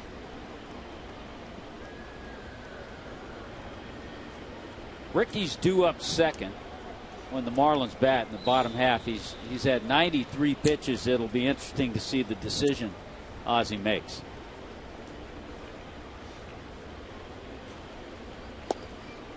Misses away. And now he's 2-1 on the Reds catcher. Look at what Navarro is in his career against Nolasco. 2 of those hits have come in this ball game. No wonder Dusty got him in the lineup.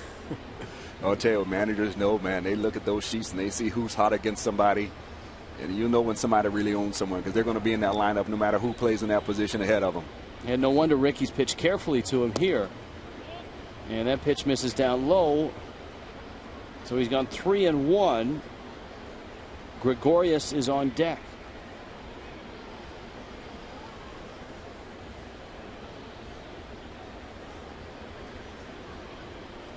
I think Ricky's going to tread lightly here. I don't see him just giving him a cookie hit right here. Even though there's men on first and second, third base is still open, and you got a young batter in Didi Gregorius. I think he may rather take his chances with him than go after him in a 3-1 count like this. There's a drive into center field. Votto around third, and it's hit softly enough that he won't have to slide. And Navarro is 3 for 3 against Nolasco, 7 for 10 in his career. And the Reds are right back on top. It's 3-2. And once again, I was wrong. He served him a cookie right down the middle right there. Line drive back up the middle. I think that goes to Ricky's mindset of not walking a lot of guys. And he does not have a walk today.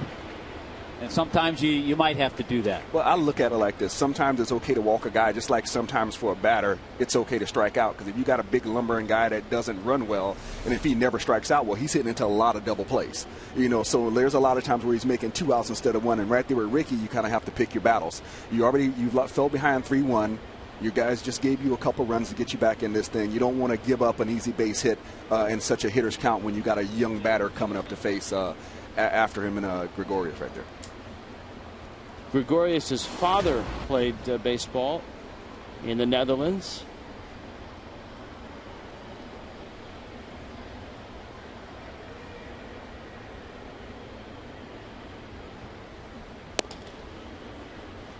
Nolasco misses away with that fastball. And now it's 2-0. Signed back in 07. Couple of minor league stops this year. Overall hit 265.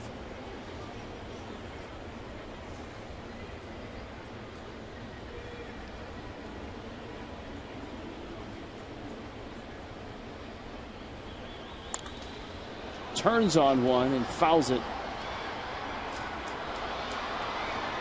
And it's 2-1.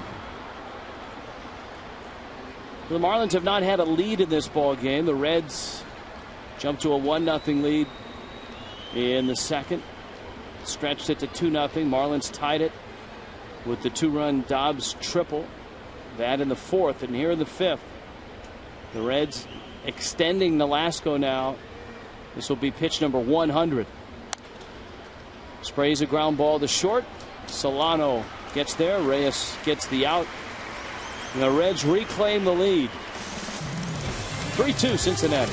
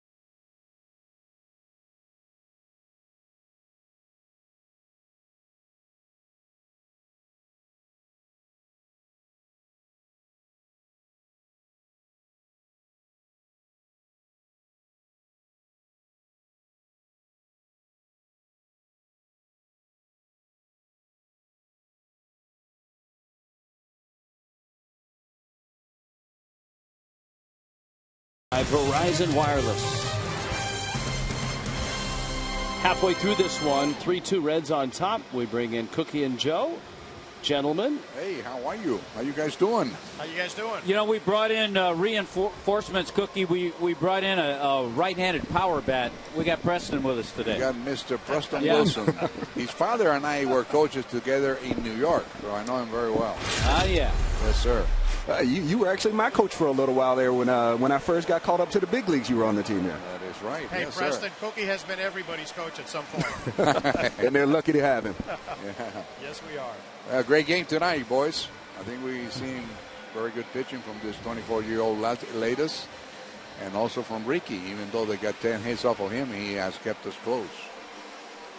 Yeah, you're right. The hit by Dobbs, a big one. The Reds have been on the verge of a big inning.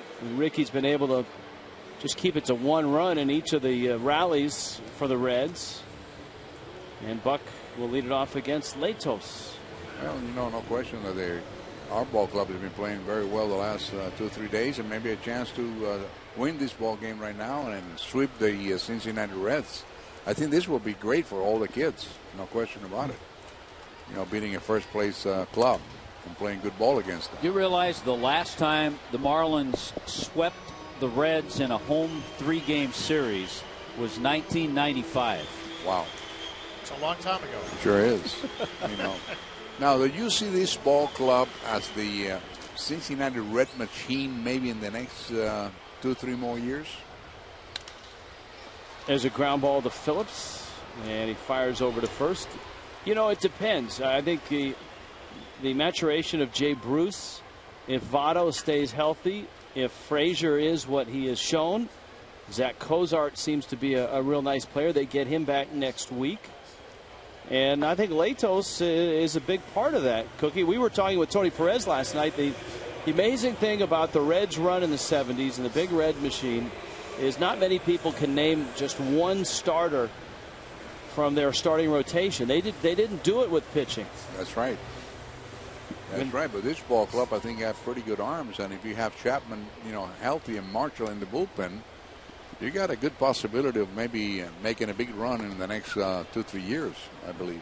And I think, Cookie and Joe, the other thing, you hate to keep mentioning this, but we find ourselves saying they play in a division where they can take a hold of that for a while, because there are a couple of teams, the Astros and the Cubs, that have a long way to go.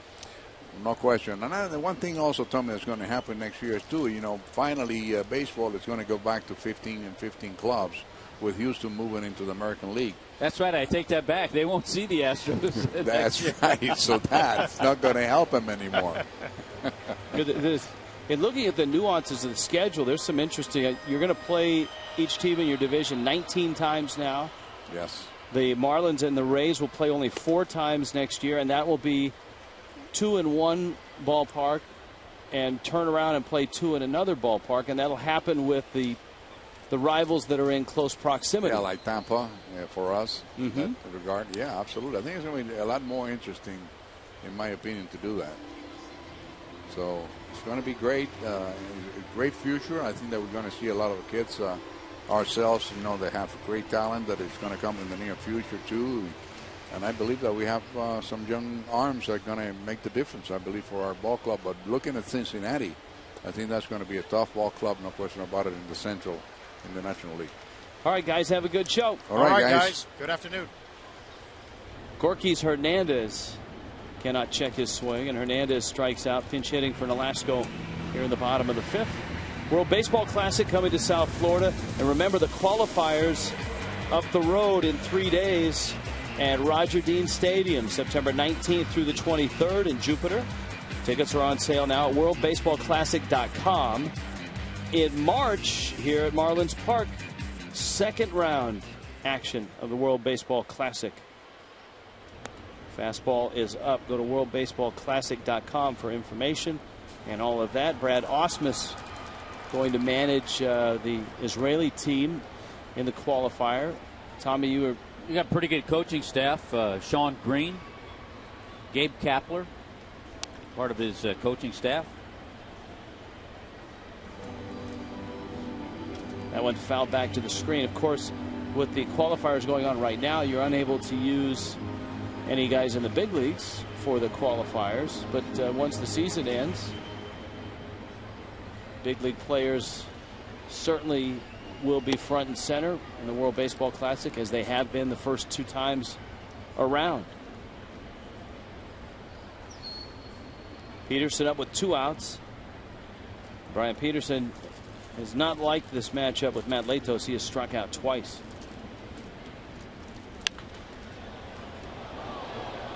Well, Latos has done a good job with crowding him with fastballs, and he's using that slider on the inside part too to straighten him up a little bit. So he's really been pounding him in hard, and you know, Peterson has just got to get fortunate and get a mistake that may be a little bit more out over the plate for him to handle.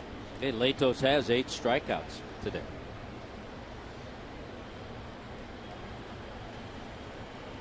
Two and two to Peterson.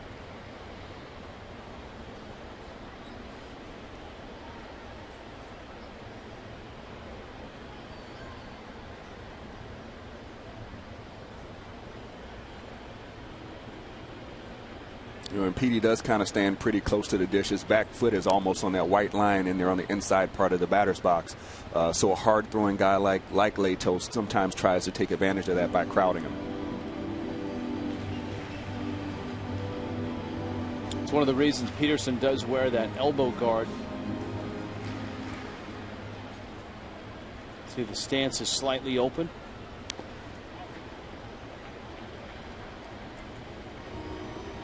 Two and two. Pirates showing signs of life. They have 3 early runs against Chris Volstad and the Cubs. 3-1 in the top of the second.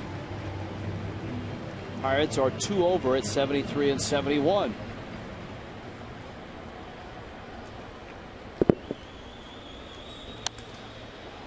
Peterson lifts that one out to left. Ludwig comes in and he makes the catch. Latos with a 1-2-3 fifth to the 6th. 3-2 Reds.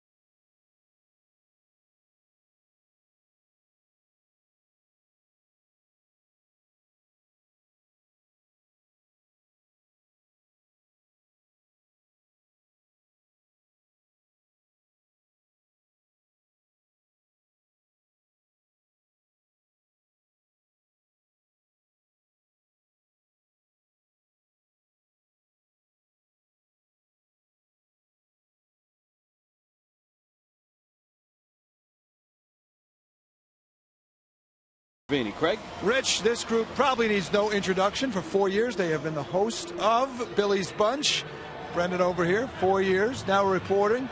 Lauren, you've done it for 4 years. Stevie's been on the show, and you are the host this year. Yes. What was the most fun thing you did this year? I really like interacting with the players and getting to host the show, meeting everybody. It's a really fun experience, and I love it. You did a lot of the dirty work. You had to clean the fish tanks. The boys didn't have to do that.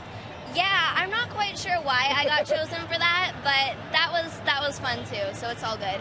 Stevie, what about you on the show this year? Well, I always do Strikeouts with Stevie, where I do trivia, and it's been great. Jose Reyes actually won this year, so that's been good, and it's been fun. Some tough questions? What's an example of a question you had? There's a lot of history. We asked Jose Reyes a lot Mets history because he's been with the Mets so long, and we just kind of play around with him and have a little fun.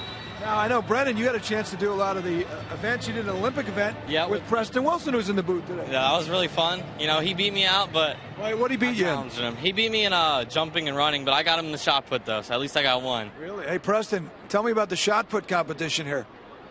I had to leave one for him, man. I couldn't, let him leave without winning one event. He had to let you win one, he said. No, I took it to him. And what about it? And was the running, Brennan, was it close because you did a sprint? I actually thought it was a tie, but, he must have paid somebody to make it so he won that because I really thought. You thought you had him or a tie? I thought it was a tie. Wow. How about that, Preston? Pull out the tape, Brandon.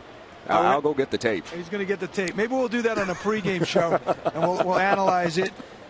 What about you? The fourth year, the season just ended. Billy's Bunch, how much fun?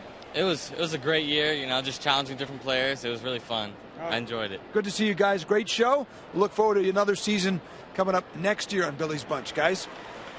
All right, thank you, Craig. So, Preston, you handled the running and the shot putting, and of course it was Jeff Conine, as you see Ryan Webb out on the mound. Jeff Conine, who went down hard. Went the ice cream eating contest. Yeah, with Stevie. Okay, how does that work? How do I get to run and jump and all that, and he gets to eat ice cream? He gets ice cream. You may need to talk over that situation next year and maybe turn that around. Now, I'm not going to overplay my hand. That's Mr. Marlin, so I think I'm going to stay in my lane where I'm right there. And any other menial tasks they want to throw my way, I think I'll take those also. That's one where I think tomorrow morning you put in a call to your agent. See, they threw that option at Niner. And I could just see his agent calling him and Niner pondering shot put ice cream. Shot put ice cream. I think he made the right decision. Brandon Phillips is up. Webb taking over for Nolasco. And Ricky, the pitcher of record right now. The Reds got that third run on his watch in the fifth. So Ricky, 5 innings, 10 hits, 3 runs, no walks, 4 strikeouts. He pitched around a lot of base runners. The Reds have left 8 men on base. They've men on base every inning. And when Ricky had to, he made some pretty good pitches. He made some mistake pitches as well. Well, I think one of the things Ricky's going to have to learn is when not to pitch to guys. There are some guys who have that bulldog mentality that they don't want to walk guys. But part of your evolution as a pitcher in the major league is learning when to give in. And I think he needs to learn that because with his ability to make guys miss the barrel a lot, he's going to save himself a lot of unneeded runs throughout the season by maybe passing up a guy by giving a walk and then attacking the guy behind him, especially in a case where when he was facing Navarro, when he had a 3-1 count, there's third base open, you get a fresh count with a young hitter, Gregorius. Give yourself a chance to work out of that situation. Heisey now in center field. Drew Stubbs getting the day off. Heisey's 0 for 3. Phillips is running on the first pitch. Buck's throw is not in time. Very nice pick and tag by Solano. But Webb slow to the plate. Buck having to throw from his knees. 15th on the year. 15 out of 16 for Brandon Phillips. So a great percentage. Just got the hand on the bag. And you're right, a good pick by Solano. And you've got a tall guy in Webb. And when your catcher throws from his knees, there's not a lot of places to hide as a tall pitcher. And Webb just got out from wearing that throw down to second. That one just over his head. He had to crouch down and get out of the way. Watch this. Yeah, Webb has to make sure he ducks. There it is. Yeah, see, on that, he's got to be ducking automatically, though. When he hears going or hear that running, he's supposed to be getting down already to clear that path for the catcher.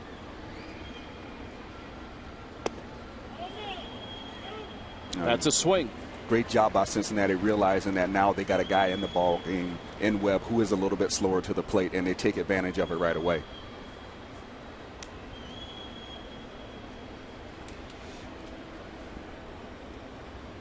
So Phillips is in scoring position.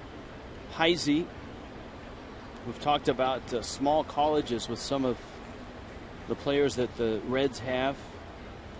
Hannigan out of Rollins College. Heisey is out of Messiah College in Grantham, Pennsylvania.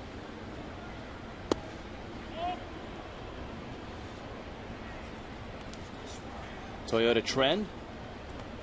Marlins have not swept a 3-game home series from the Reds since 1995. Hey, the last time the Marlins even won 3 games in a row this year. July 4th, 5th, 2 games in Milwaukee, and the first game in St. Louis. When it was over 100 degrees, I think, all 3 days.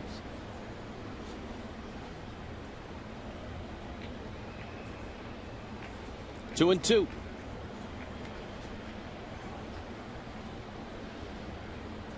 And I think this is a great time of year for these young Marlins players to get the experience of seeing what it's like when they're playing against ball clubs that are in the hunt. They saw what the Phillies look like. They see what the Reds look like. And as a player, if you look around you, you're going to get good things that are going to help you throughout your career. And you see how a team that's in the hunt is going about their business. And you can kind of take some of those things and implement it into your game and your thought process.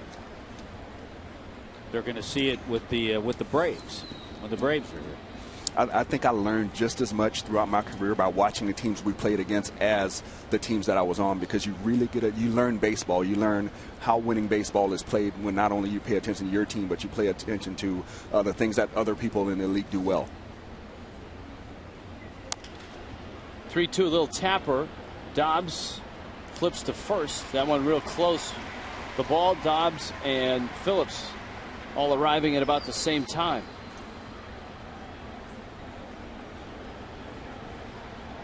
Heisey is out. And here comes Votto now.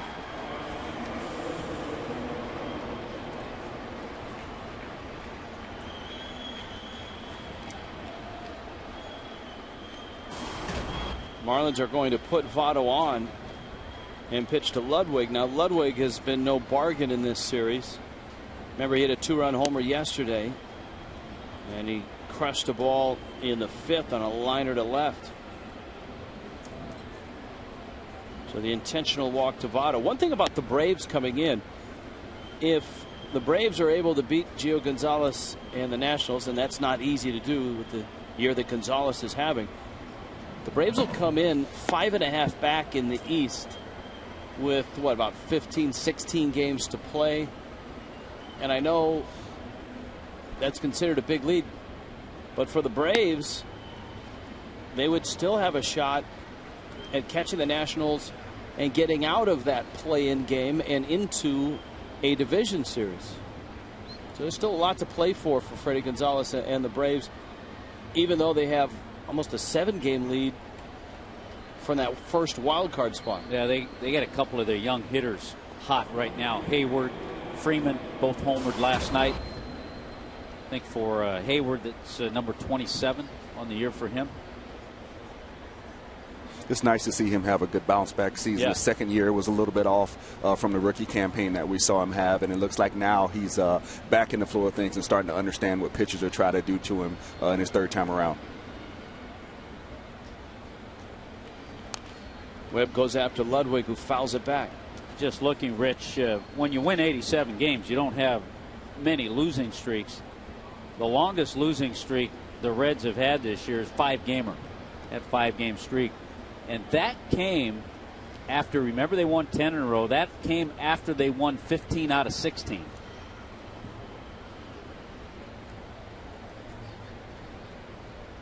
Votto's at first.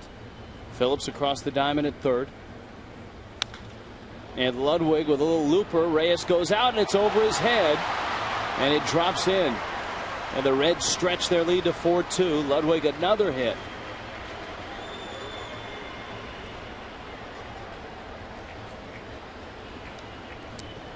You know, another broken bat, base hit. We saw Greg Dobbs get one with men in scoring position.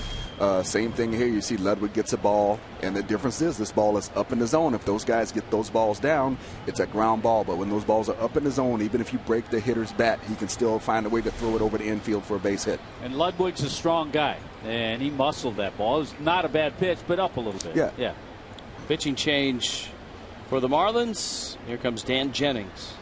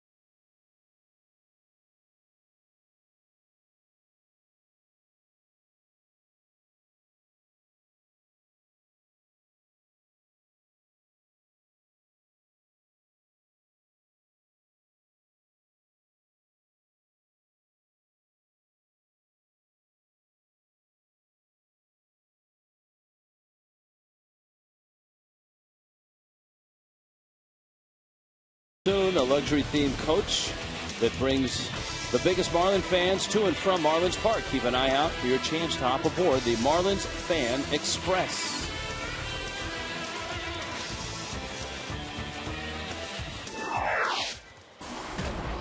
Dan Jennings hops aboard this ball game. He takes over for Ryan Webb. Nolasco the first 5 innings. Webb gets a couple of outs here in the 6th. But with Bruce up and runners first and second, Ozzie Guillen trying to keep it close. So Jennings faces Bruce. The Reds have 12 hits and they're all singles in this one.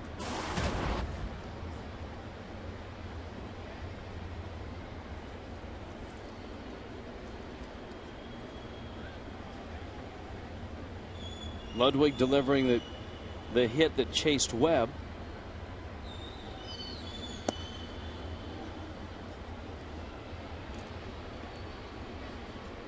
A ball and a strike for Jennings. Rays are coming back against the Yankees, 6-4 top 6.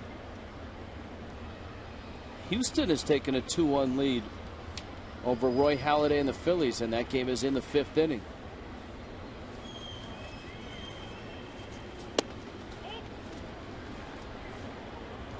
You know, that's one of those places where you can't afford to have a letdown. You got a team in the Houston Astros who's looking at probably for sure 100-loss season this year, and Philly's trying to battle their way back in it. And you know, Houston handled Kendricks, like you said the other day, and now they're trying to get the best of Halladay.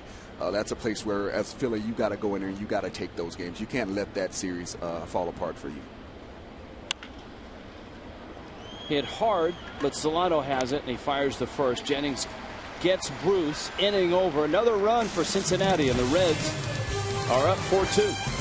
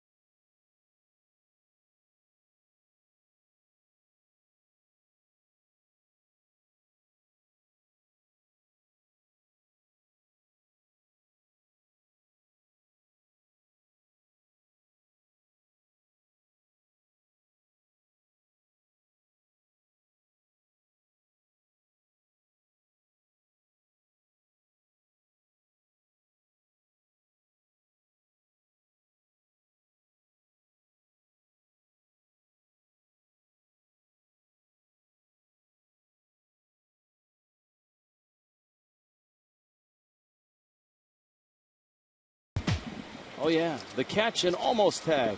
Look at Carlos Lee and the hops elevate, but the sweep tag didn't work. That's the Coors Light freeze can. In a ballgame where Matt Latos has been outstanding for Cincinnati, a 4-2 lead. Marlins have just the 3 hits, and it was a broken bat triple by Greg Dobbs that drove in those 2 runs. And there's the line. Latos already with 8 strikeouts.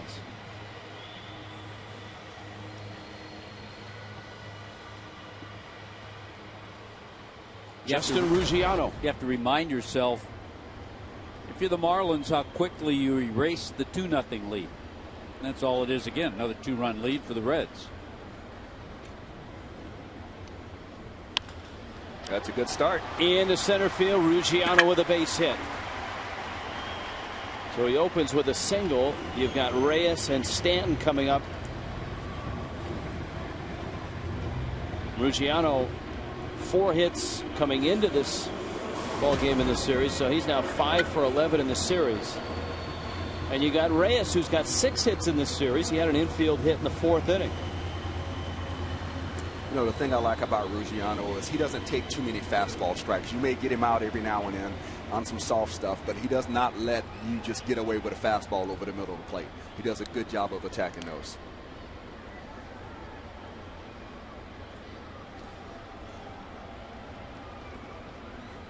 Ruggiano chased back.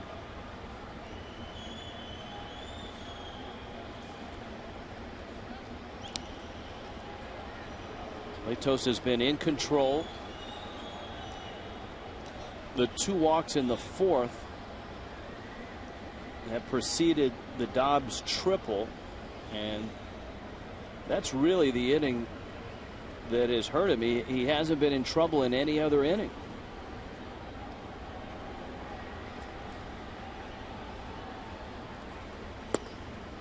Misses out with a fastball to Reyes. I'd like to see Ruggiano stretch that lead he's got over there, maybe like another half step. He got back really easily on what was a good move for Latos. He got back pretty easy. I'd like to see him get another half step or so, maybe even a full step if he felt comfortable with it, though.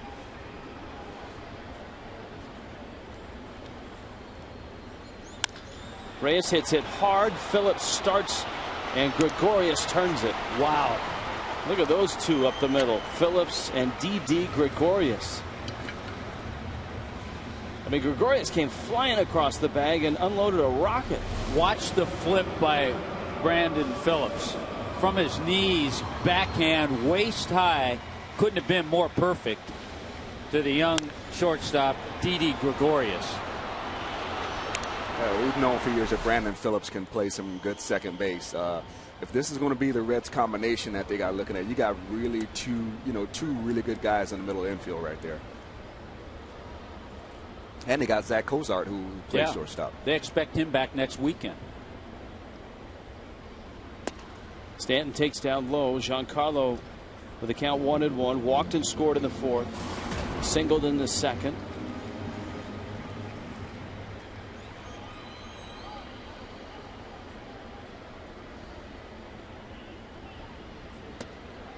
And he takes in Stanton, doing most of his home run damage on the road this year. Has not homered in this series.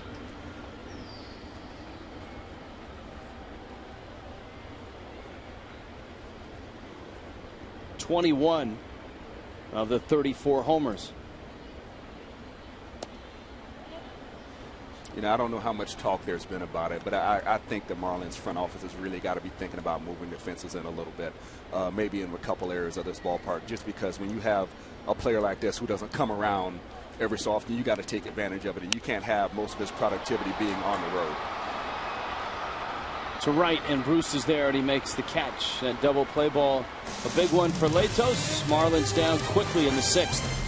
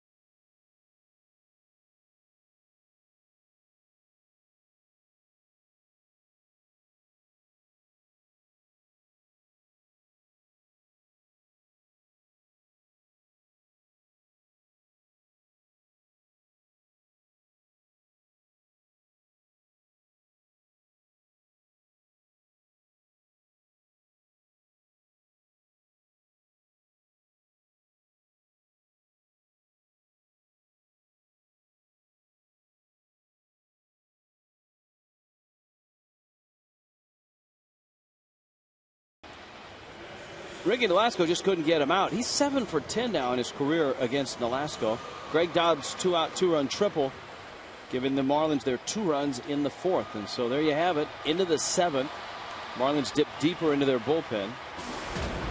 AJ Ramos comes in. Ramos will enter with Todd Frazier due up, and then Navarro himself and D.D. Gregorius. On a Sunday in Miami, the Braves are here for 3, starting tomorrow night.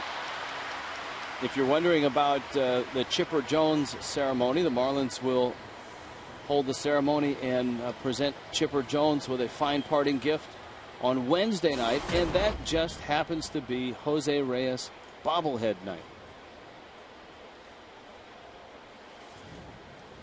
Todd Frazier has singled, flied out, lined out. It also happens to be a Josh Johnson, Chris Medlin, who's one of the hottest pitchers in baseball. That's the matchup Wednesday night. You have to think right now, if the Braves went to postseason, that Chris Medlin would open up, pitch game 1. They probably wouldn't do that. They'd probably go with a veteran and a Tim Hudson. Boy, if it's if they go to the postseason, obviously they're in the play-in game. It's 1 game. So do you? You got to go with your hot head. We'll have to talk to Freddie about that. See what he has to say. How ironic would it be, though, if the Braves do win that wild card game and then face the Nationals in the division series, and Medlin, who had Tommy John surgery and has been rehabbed in a totally different fashion than Steven Strasburg, helps bounce the Nationals out of the postseason? That would be ironic. There's your wild card. You see the big lead, 7-game lead for the Braves in that wild card spot. Frazier swings and misses. The Cardinals and the Dodgers play this afternoon. Pittsburgh 2 back, Milwaukee 2.5 back. The Phillies are 3 back. Pittsburgh is improved to 2 over and still very much alive. The 3-2. Boy, Frazier jumps all over that ball and drills it in the gap left center field, around first, on his way to second.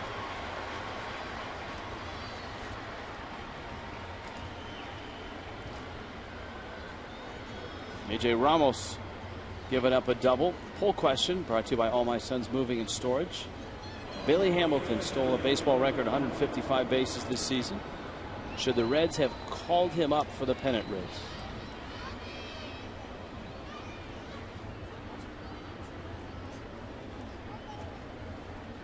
You understand both sides of that argument. You understand them not bringing him in simply because he's not eligible to be on the 40-man yet. And if you don't have to put a player on the 40-man and start his service time, a lot of teams aren't going to do that. But based on performance alone and take the business part out of it, when you got a young man who can steal bases pretty much at will, that's a big component for a postseason. You look back to when Boston Red Sox had Dave Roberts in that situation where they needed a stolen base. Everybody in the ballpark knew he had to steal, and he went and got the base, and that pretty much got them through that series.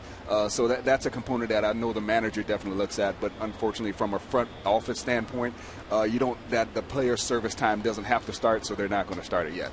Roberts had the biggest stolen base in Red Sox history when the Red Sox were down, 3-0 to the Yankees in 2004. And late in that ball game, Roberts came on. Everyone knew he was going to try to steal second. He did.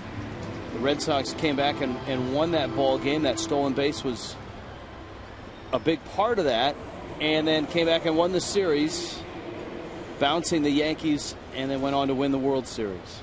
Now think about Billy Hamilton.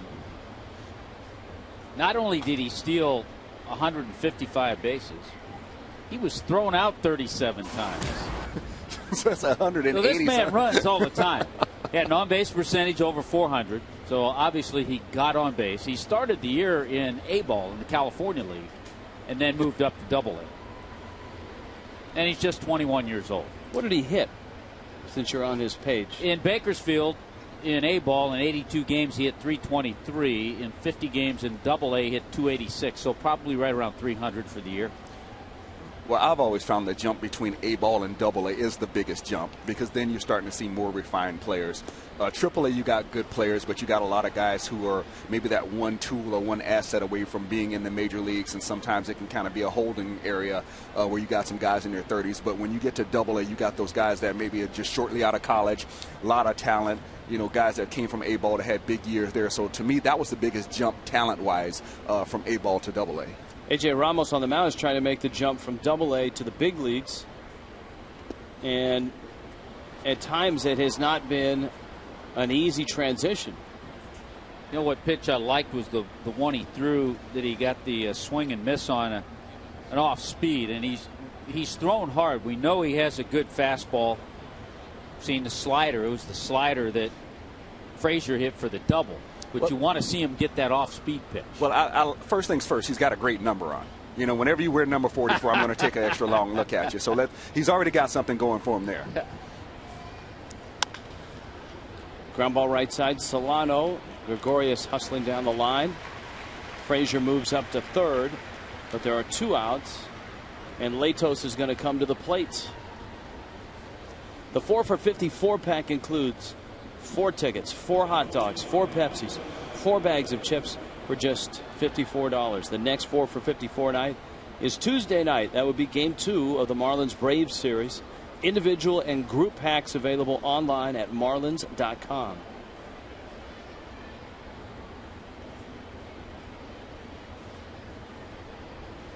Ramos goes after Latos, and a fastball for a strike.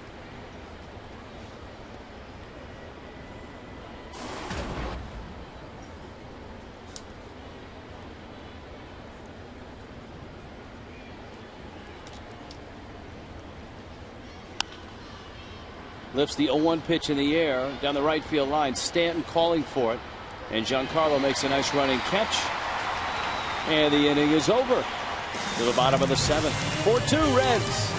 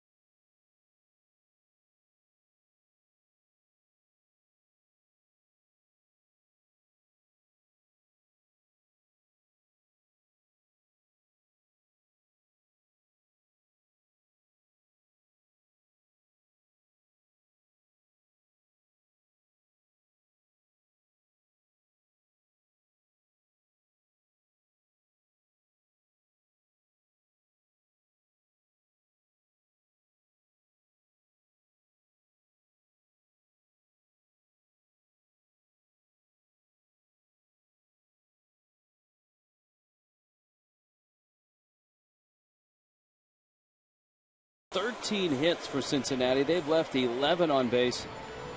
Marlins just 4 hits and 2 runs. The long haul Bombers were in town, and Tommy, they hit some long home runs. Today was the final of the Stadium Power Tour, and the top 6 Bombers were here.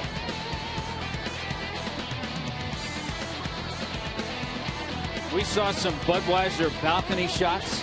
That one hit the roof. We saw a scoreboard shot, a la Giancarlo Stanton. Your winner was Kevin Philby from Team DiMarini.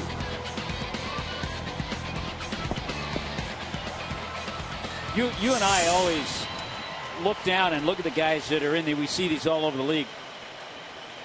And we look at each other and we say, you know what? One of these years we're going to see Matt Stairs.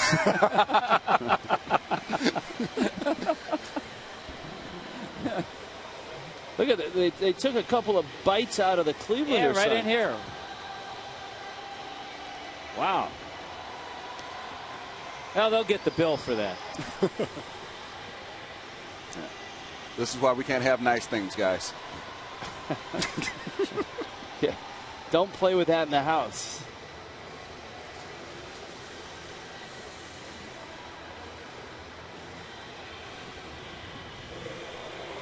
Can't go down in the Marlins pen. Matt Latos on the mound for the Reds, and he's been fantastic for Cincinnati. He's worked 6 solid innings. He has 8 strikeouts, just a couple of walks. He gets Carlos Lee, Greg Dobbs, and Donovan Solano. I think Latos has to feel good about what he's done today, coming back home, and for the first time, really, pitching against the Marlins and throwing the ball well. And Dusty Baker has to feel good about his big right-handers outing. You know, it's hard for a young player to pitch in their home or play in their home environment sometimes. There's so many things going on. You got people that you're trying to get to the game, tickets you're trying to get organized. You know, you got people that you went to high school with that are coming in. You're trying to impress them. So a lot of times you see a young guy, it takes him a long time to kind of settle in when he's playing against his hometown or in his hometown to start having better performances. Jay Bruce can't get it. Carlos Lee is going to leg out a double. So a leadoff double here in the 7th for Carlos Lee. That's one of those balls as you're headed up the line, you have this play in front of you, and you're saying, get away from him, get away from him. And once he got away and sliced away from Bruce, good job by Carlos Lee to continue to motor on to second base.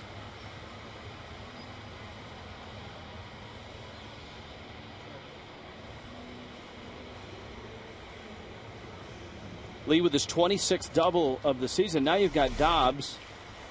Latos sawed him off a bit in the 4th, but Dobbs got enough of it to drive it down the right field line. His bat in pieces. The ball ended up in the corner, and it drove in a couple runs. I'm starting to see way too many outfielders get too comfortable doing that foot first slide. If you're trying to protect yourself against the wall in that situation, I see why he goes feet first. But when you go feet first like that, you're actually slowing down and you're pulling back. So if he goes head first, he may catch that ball because of the extension. But when you slide foot first, you're slowing down and pulling back. So that, in essence, made him miss that ball. And it allowed Carlos Lee to continue his hitting streak, 9 straight games now.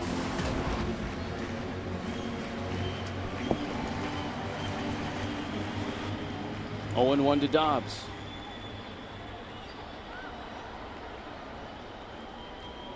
Reds trying to get to the postseason for the second time in 3 years. Their lead over the Cardinals is a robust 11, biggest lead in baseball.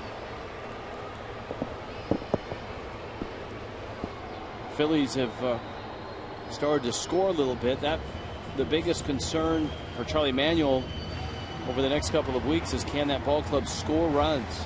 Ryan Howard's not hitting. Jimmy Rollins is at the top of the order. He certainly hurt Miami.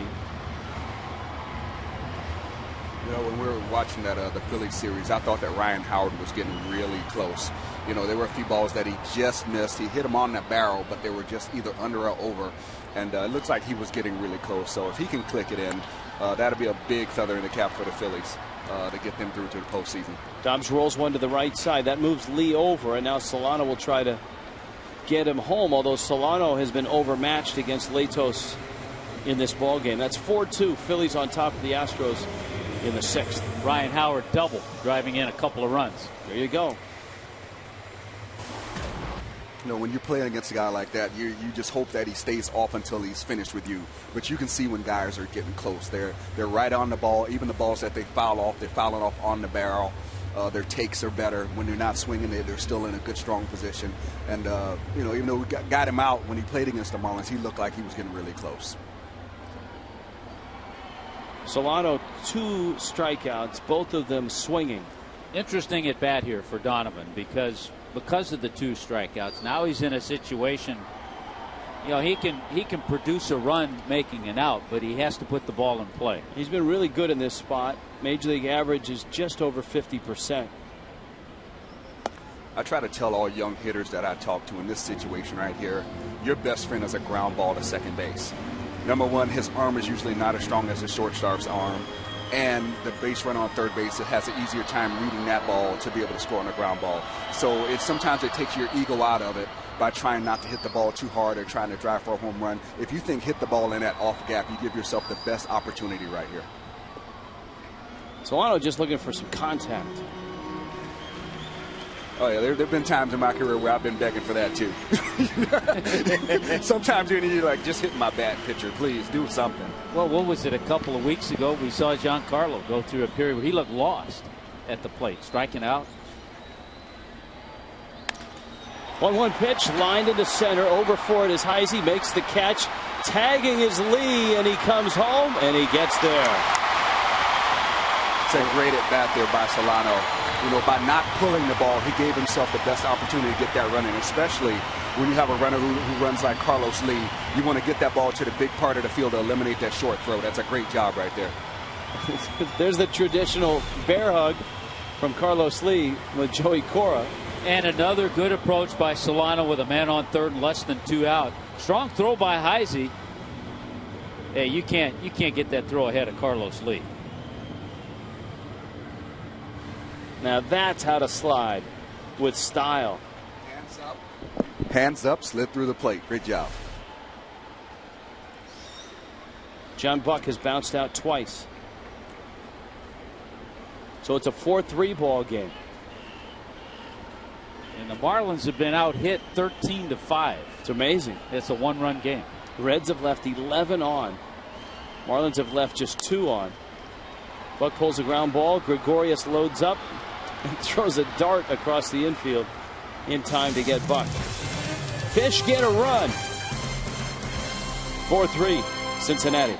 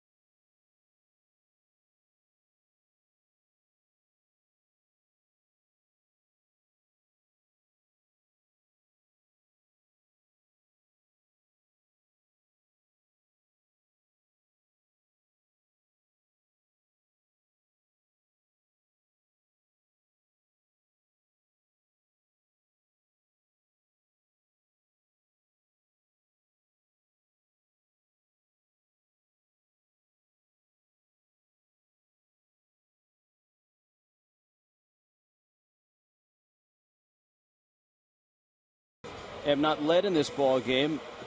The Reds have taken a lead. The Marlins reeled them in at 2-2. Now it's 4-3. Chad Godin is the 4th out of the bullpen for Ozzie Guillen. After a 5-inning start from Ricky Nolasco, Nolasco gave up 3 runs, 10 hits. And Godin takes over. He'll get the top of the order for the Reds in the 8th inning. All right, tomorrow night, the Braves are in. Wade LeBlanc for the Marlins, Tim Hudson for the Braves. Hudson always pitches well against the Marlins. LeBlanc making his 8th start.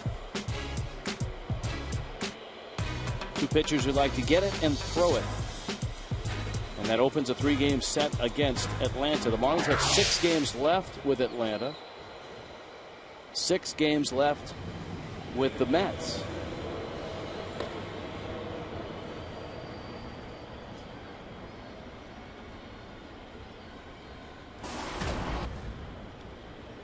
Here is Phillips. He smacked a single to center in the 6th inning.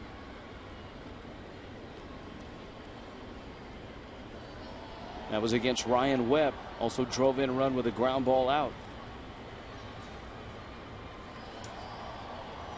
Well, we've been talking about the home run chase in the National League. Ryan Braun today against the Mets, and the Milwaukee Brewers have a 3-0 lead. Braun has hit 40 home runs now for Ryan Braun.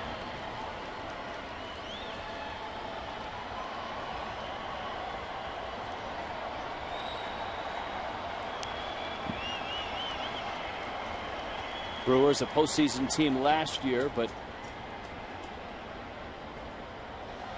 though they're in that wild card race, they still are jumbled up with a lot of teams 2.5 back in the wild card.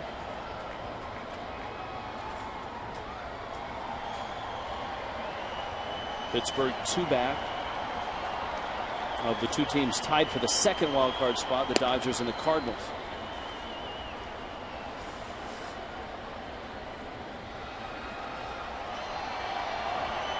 Two and 1. Crowd has the wave going here on a Sunday afternoon.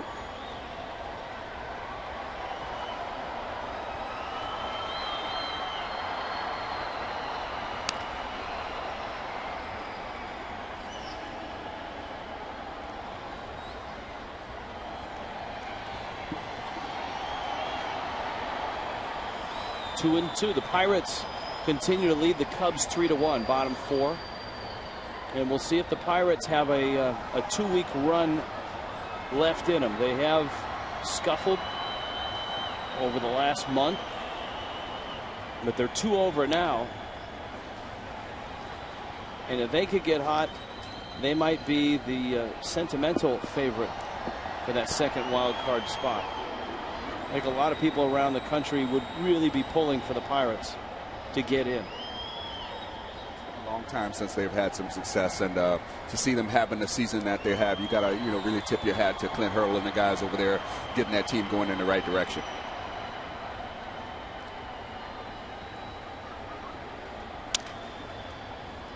Phillips bounces that one by Billy Hatcher, broke his bat, needs a new one. The count stays at 2 and 2. Who's your National League Manager of the Year, Rich? I just thought of that because Preston mentioned Clint Hurdle. I think he'll get some votes, but I don't know. It depends on what the Pirates do, I think, the next couple of weeks.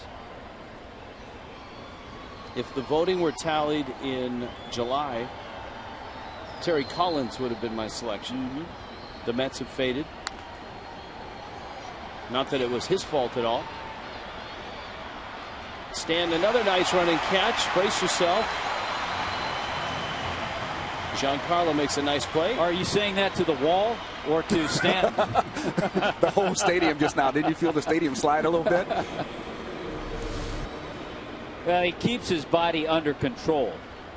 And after he makes the grab, is able to keep his balance a little bit. The guy with the T-shirt shooting machine is glad that thing didn't go off.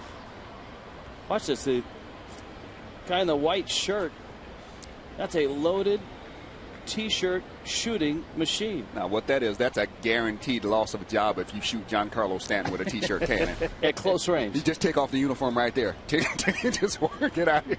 Turn in your energy team uniform, son. What is the official name of that thing? T-shirt shooting machine. It's got to be something else. I call it a T-shirt cannon. That's what I call it. Some places they stuff them with hot dogs and actually shoot hot dogs. You have to be real hungry to eat one of those, too. The Fanatic has one of those. There's nothing like especially on a warm summer day, compressed hot meat product that ends up in a ball shot from a cannon to the upper deck. To the upper deck. Look, Mom. Now go ahead and eat that, honey. You'll be fine. It's fine. Go ahead and eat that. You'll be fine. Don't worry about it.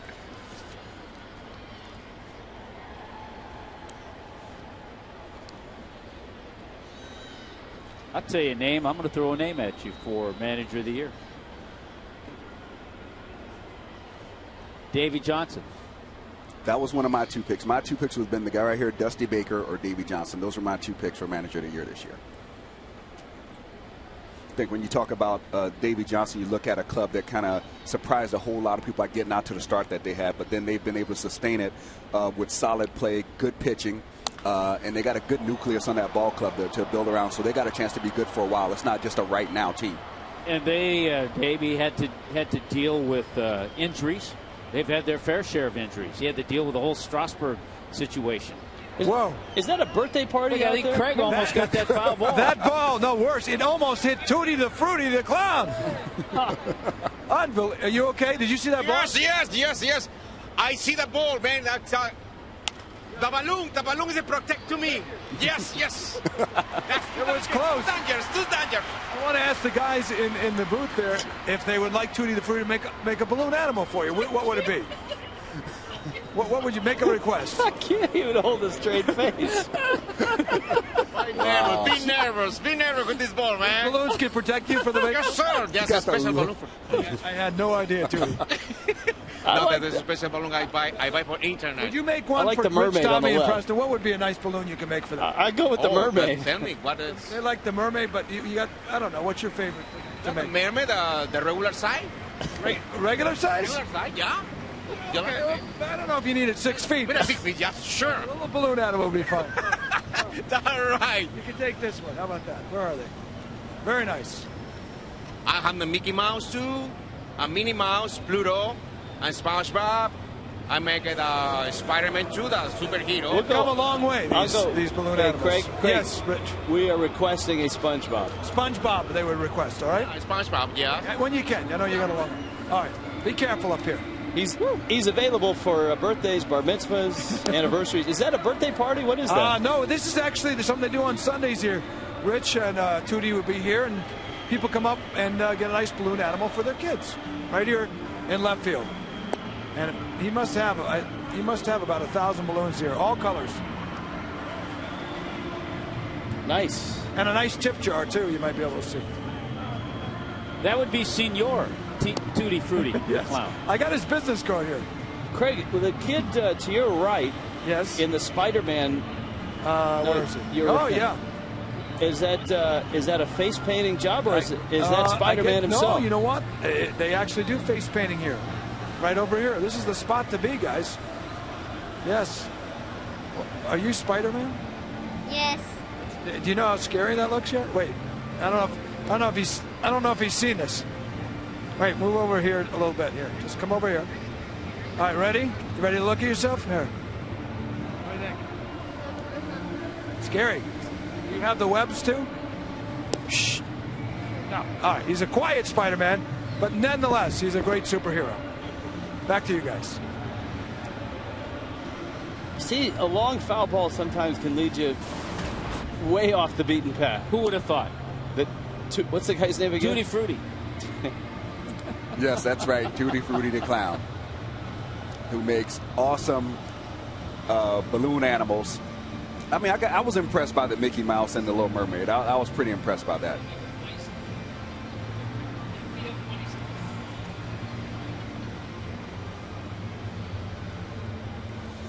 Joey Votto now. Mike Dunn out of the bullpen. Marlins have gone 5 deep out of the pen.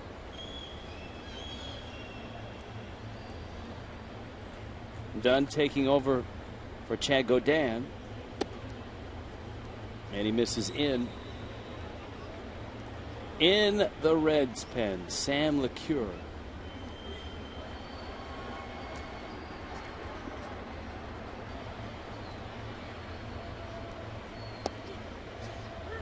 Ball and a strike. Votto couple of hits. Has struck out. The big hits for the Reds have seemingly come from the bottom of the order. Tiana Navarro with 3 hits, an RBI, scored a run. Didi Gregorius, a couple hits. Pretty good pitch by Dunn that misses, and it's 2-1.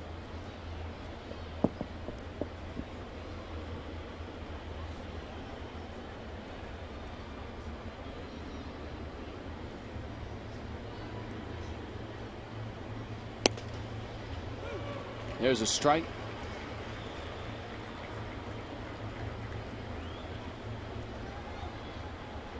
You know, there was some obscure stat about Joey Votto that he'd only popped up to the infield like one time in like so many at-bats or years or something like that. Now, to me, that's just amazing. For a guy not to pop up to the infield in like a year or two like that, that's just the craziest thing ever.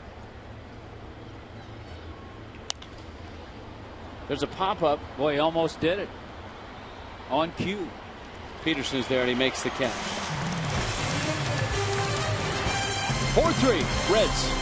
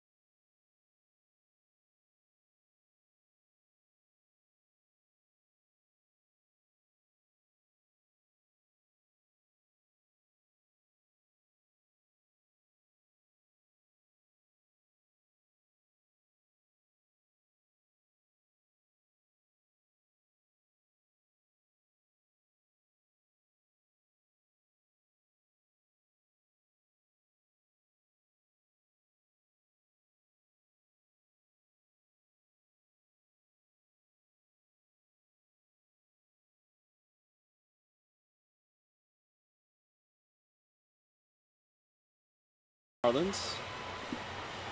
Coors Light cold hard facts. Joey Votto, camera right.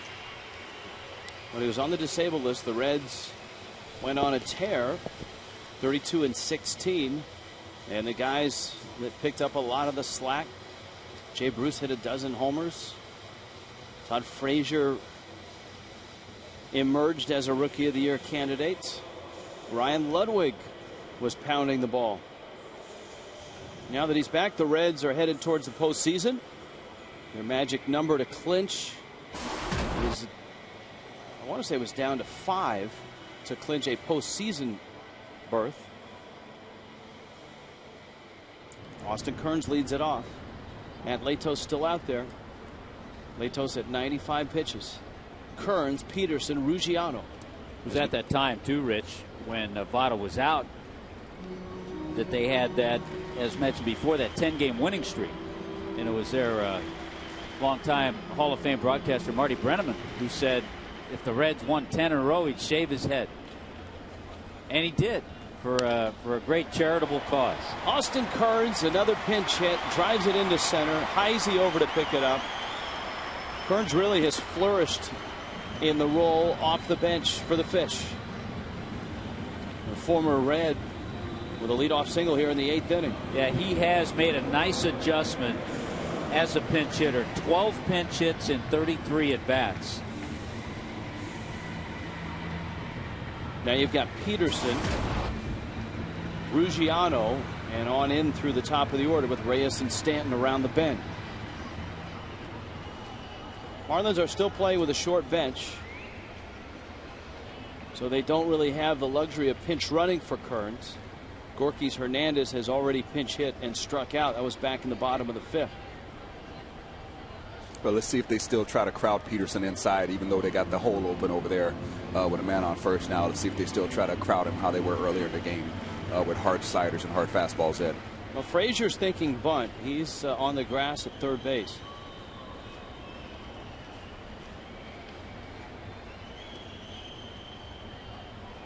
Peterson squares, drops it down first base side. Votto spins, flips. Boy, that was close.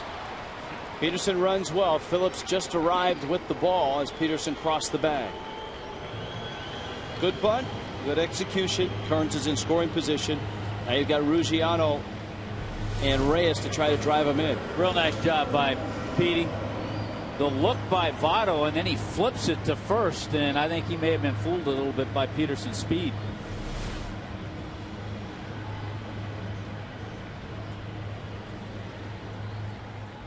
Well, one thing the Marlins have done is they've played really hard through the stretch end of the season.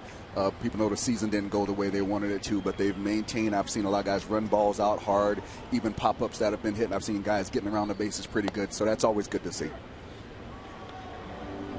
Remember, Ruggiano hit a fastball his last time up into center. Latos starts him off with a breaking ball. See the last 5 games for Ruggiano. 5 hits in this series, 5 for 11 in the series, with a couple of doubles.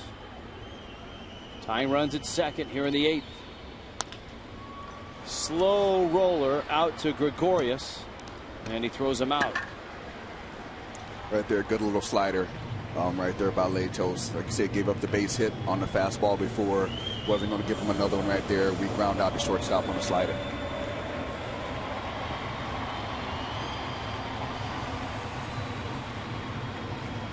Latos, because of some low pitch innings, has kept that pitch count at 100, trying to get one more out here in the 8th inning.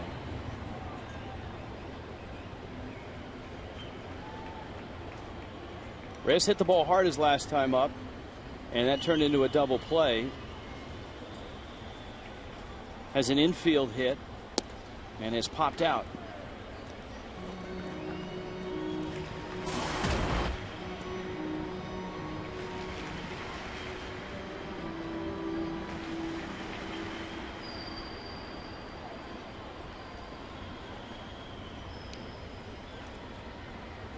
Latos over 100 pitches now.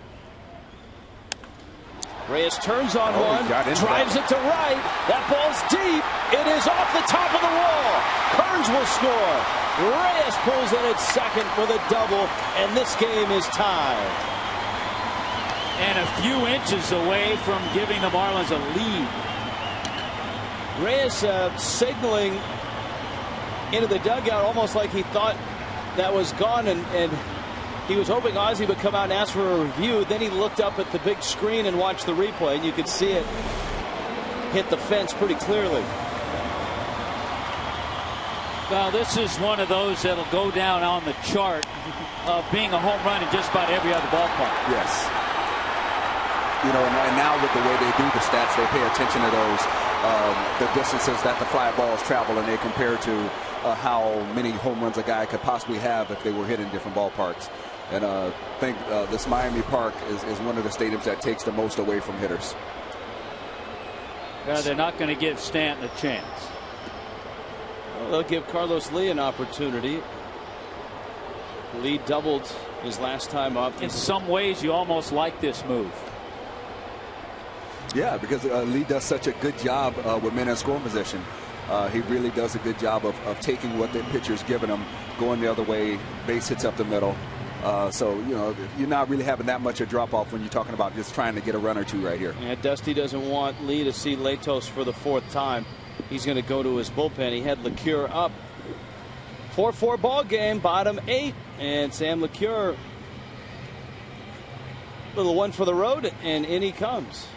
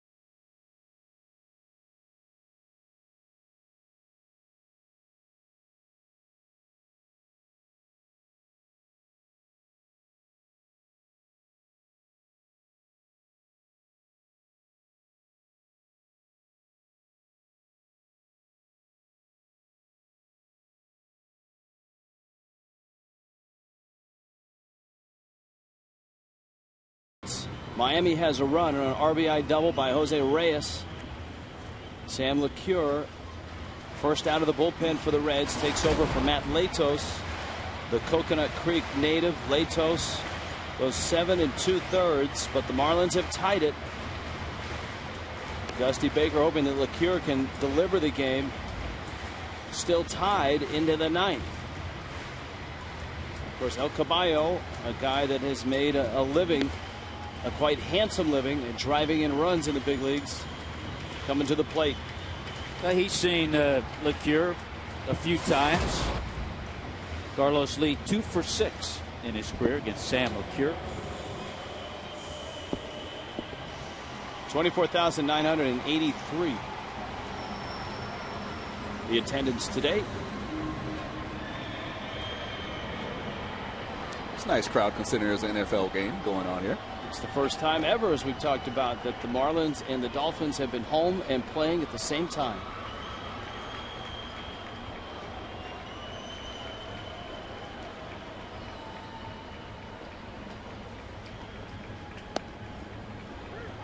Breaking ball from LeCure is a strike. And isn't it nice as well that the Marlins aren't playing on a field with football lines all over it? I remember coming in after a muddy Monday night game or a rainy Sunday game, open up a Monday series, and the field was torn up. You know, that was one of the tough things. Whoa! What we got going on here? Gets back.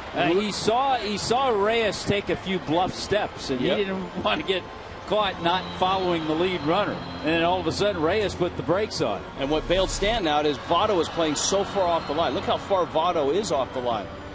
Yeah, again, I mean, maybe Carlos Lee and Reyes have something worked out, but in a situation like this, tie ball game, 8th inning, I don't want you running right there. You're already in scoring position. It's 2 outs. You're going to score on a base hit. Exactly. Let me see everything I can see. I don't want any distractions in the background. That's something that needs to be calmed down a little bit right there.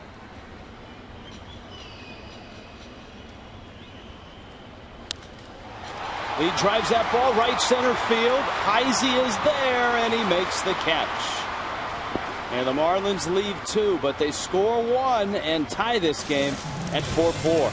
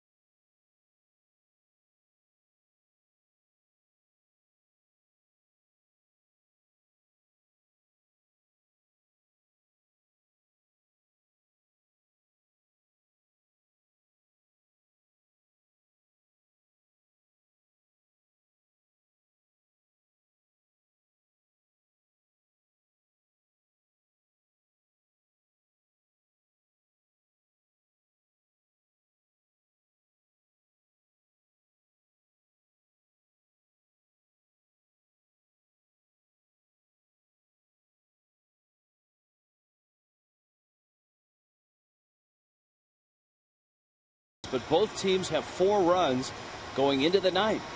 Jose Reyes tying it up with the RBI double. Marlins Live presented by Checkers is coming up. Jeff Conine, Craig Minervini. Remember, that inning started with the pinch hit single off the bat of Austin Kearns. So Steve Cishek, who has picked up a save in this series and has finished both games of this series. He finished the 4-0 game and wasn't eligible for a save. He got the save last night in the 6-4 ball game, so his third consecutive day of work.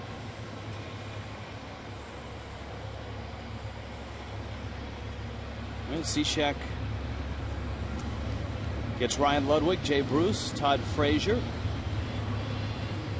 Three pretty potent bats in the Reds order. The Reds are 87 and 59, looking for win number 88. They're a solid season for Ludwig, 275 with 26 and 78. Like you mentioned earlier, he's one of those guys that really picked it up when Votto went out, and he has that ability. He's a good, strong hitter. Uses the ball to all fields, and also is good defensively. He plays a good, solid outfield. Ludwig drives that ball to right center. Stanton eyeing it, makes the catch. Whoa! That one almost popped out of his glove on the way out.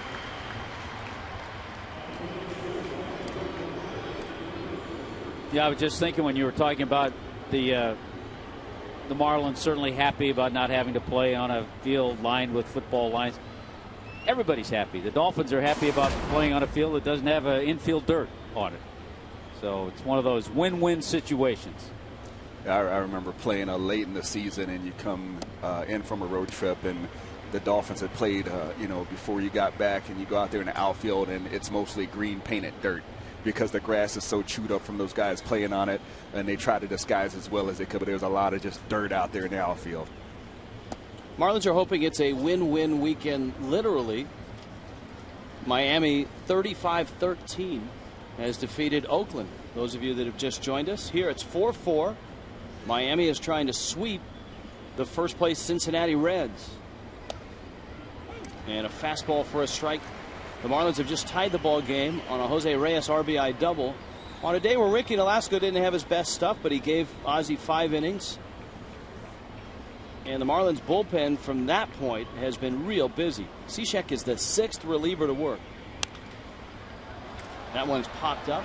Yeah, we've seen Webb, Jennings, Ramos, Godin, Dunn, and now Cishek. Also known as Johnny Holstaff. Johnny Holstaff. Greg Dobbs with a 2-run triple. The Reyes RBI double and a sac fly by Donovan Solano have produced Miami's runs. Lots of singles for the Reds. And Cishek elevates a fastball and strikes out Jay Bruce. Not only trying to sweep this series, but trying to go 4-2 against the Reds this year. High fastball challenges the strong left-handed hitter, and Bruce didn't catch up to it. Now that's a pitch that if he can consistently throw that against the lefty, that will help him. And as you pointed out, Tommy, one of his issues this year, and there really haven't been many, but lefties have hit better against righties against him. Well, he's going to have to develop something that goes away from the left-handed hitter. He comes down from that sidearm angle, so whether it's maybe a split or a change, or something that he turns over to get to run away from the left-handed hitter, then you'll see those splits between the righties and lefties get a little bit better. Yeah, I think lefties around 290, righties in the 180s.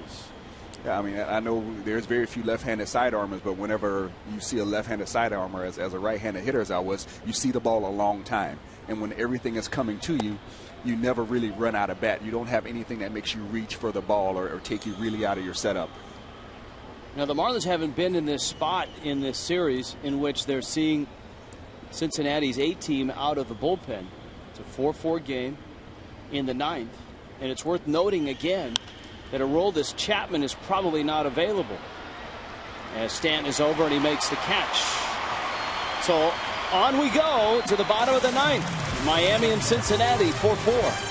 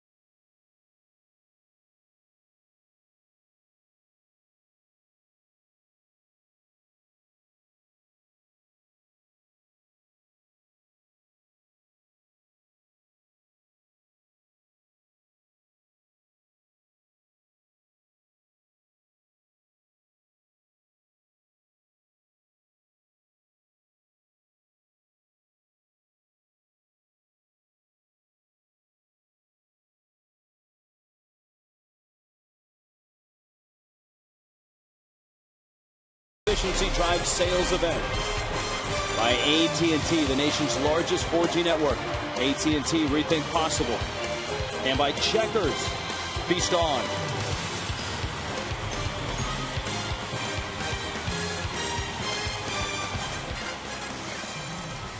4-4 game, bottom 9. Sam LeCure stays in for the Reds. Greg Dobbs, Donovan Solano, and John Buck for Miami. Marlins trying to sweep Cincinnati and put up win number 66.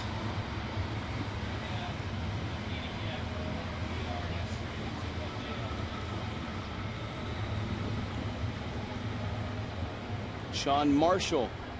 Marlins saw him last night in the Reds bullpen. So Dobbs against the right-hander. Lined out, tripled, bounced out. LeCure with a changeup for a strike.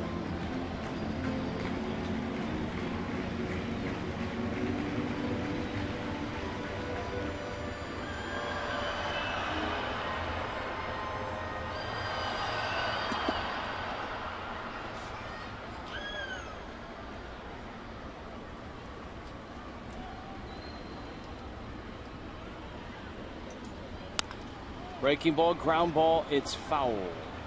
And because Joey Votto was playing on the line, even if that ball had been fair and just gone over the bag, Votto would have been there to make the grab.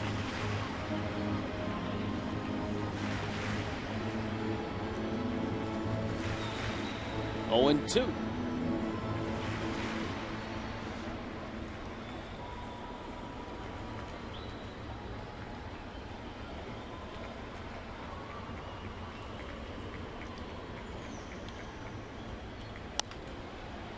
Fights off for breaking ball.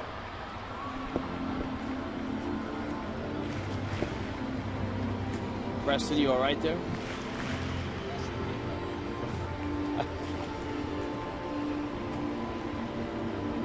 I think Preston was expecting a fastball and was surprised by the breaking ball. Was fooled by that breaking pitch, but fouled it off.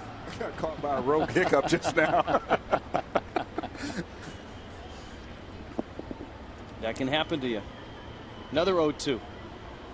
Preston is saying, I know up here in the audio box there's a cough button. I didn't see the hiccup button. Yeah, they didn't have that on my box right here. I don't have a hiccup button.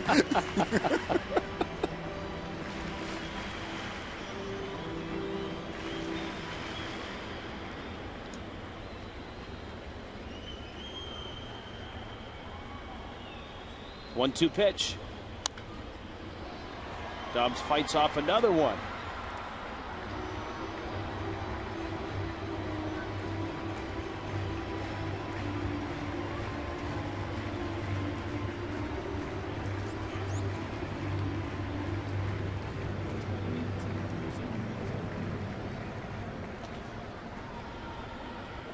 One and 2.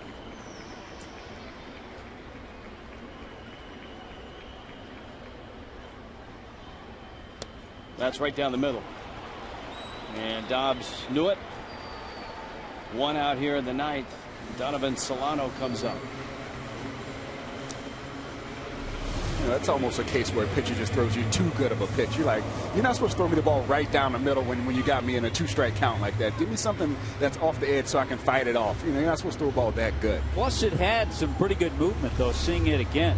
I mean, he started it on the inner half, and it really came back and caught the middle of the plate. A lot of games in baseball just about to wrap up. This one still 4-4 with one out in the bottom of the 9th. The Yankees beat the Rays again 6-4. Baltimore is in Oakland and losing again 2-0. That's in the bottom of the 1st. The A's have scored first. Phillies 4-3 over Houston, bottom 7. Cardinals have scored first against the Dodgers 2-0. And that's in the 1st inning. Giants have scored first in Arizona 1-0, bottom 1st. Pirates are just midway through in Chicago, but leading 6-4.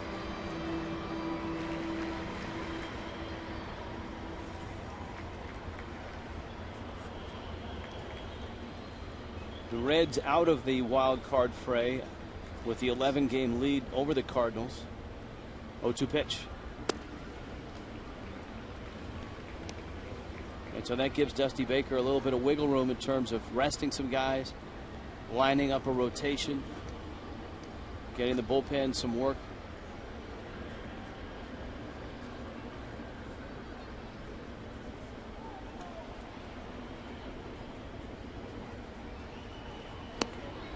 Solano swings and misses at a breaking ball. Third strikeout for Solano. The big luxury Dusty Baker has now is he can get Aroldis Chapman the rest that he needs now to get his arm back to full strength. The good thing was that he didn't feel any pain. It's just that he didn't have the full velocity that he'd been having all season.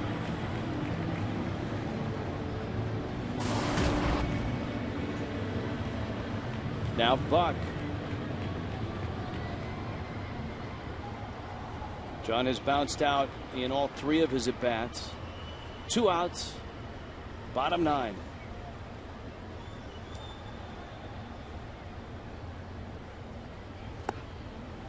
LeCure, especially against the right-handers, really flipping up breaking balls right now. And getting them over, too.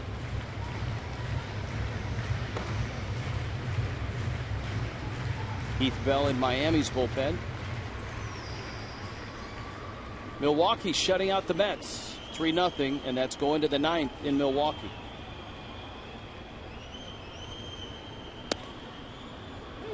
Another breaking ball and another strike.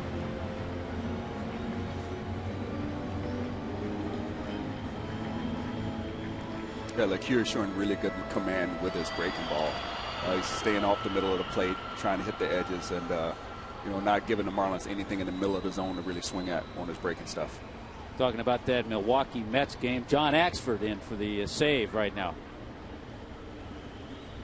Here's the 0-2. And that is a fastball. Buck had seen all the breaking balls, and just like he did with Dobbs, LeCure freezes him with a fastball. Extra innings onto the 10th 4-4 game.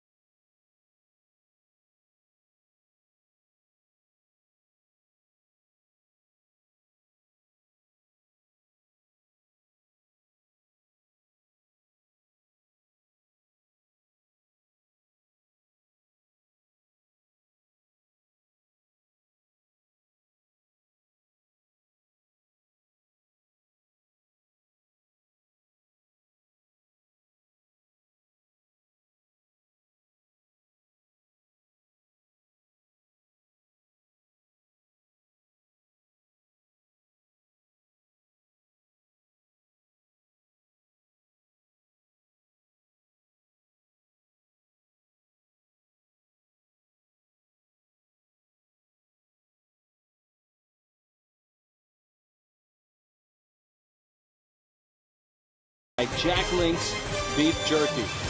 Feed your wild side. Moving right along into the 10th 4-4 ball game.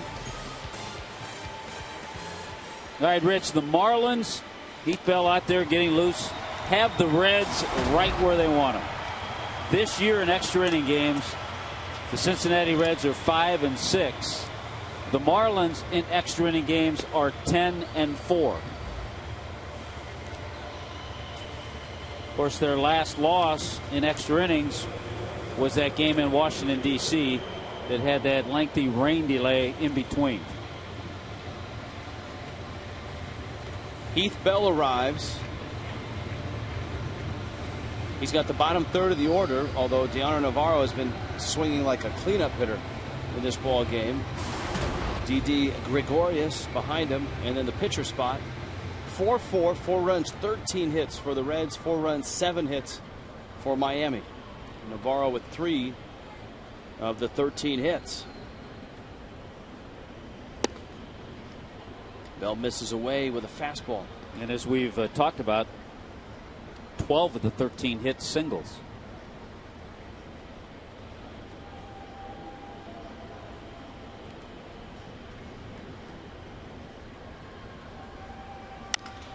Navarro bangs that one to center. Ruggiano trots over and makes the catch.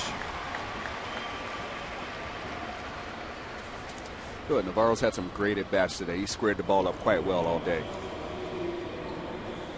1 out here in the 10th.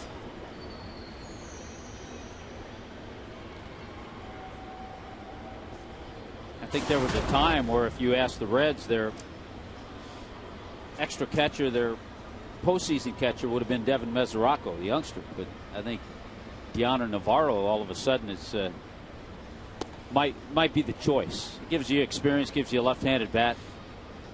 Well, those are two big important things. You have a left-handed hitting catcher is one thing, but then you got the experience guy who's handled pitching staff through tough times.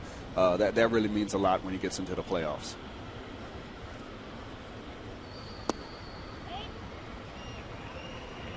Ryan Hannigan, the everyday catcher for the Reds. Very good defensive catcher. Bell goes 2-0 on D.D. Gregorius.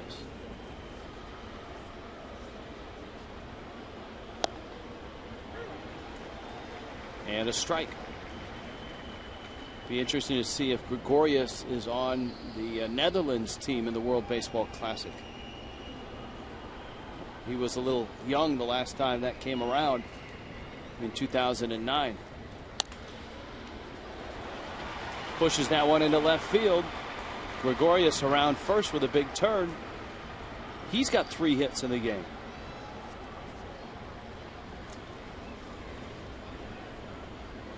You know, it's an exciting time for baseball. You're starting to see a lot of young players come from a lot of different countries. I'd say probably about 10, 15 years ago, there would just be a guy from here or there that wasn't from the United States or one of the Latin American countries. Now you got Curacao, you got more guys coming from Japan. You got guys coming from a lot of places all over the world. Australia, there's a few players now that have been sprinkling in. And you're really starting to see a more global effect of baseball. Xavier Paul now. You know, believe it or not, the way this game has gone, he's the first hitter that Dusty Baker's had to use off his bench.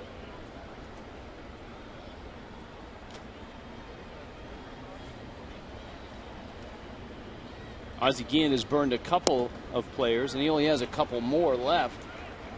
Yeah, he only has Velasquez and Brantley left.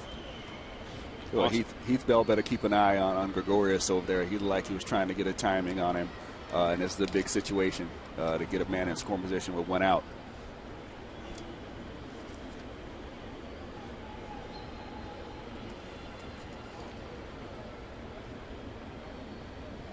We've seen it today. Gregorius in the Reds system voted best defensive infielder and infielder with the best throwing arm. We've seen a little of that arm today. Oh, yes, we have. He's thrown some darts across the infield.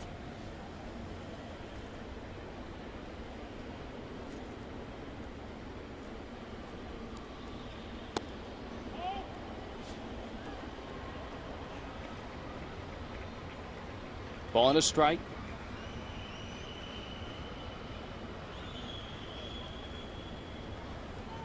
Reds have Jonathan Broxton up and Sean Marshall. Broxton is the closer while Aroldis Chapman is resting that shoulder. He's running, and a little looper, and it's going to fall into shallow left. Gregorius is on his way to third. Reyes had broken towards the bag at second, and that ball dumped in right around where he would have been patrolling. You had the feeling. Preston pointed it out.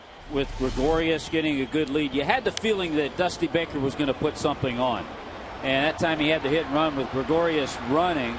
And with him running, the ideal guy, you want the shortstop going over to cover. That's where Reyes went. And all of a sudden that little pop fly dropped for a base hit. And Bell has worked himself into a first and third. And now you got Phillips. And that's the luxury of having Phillips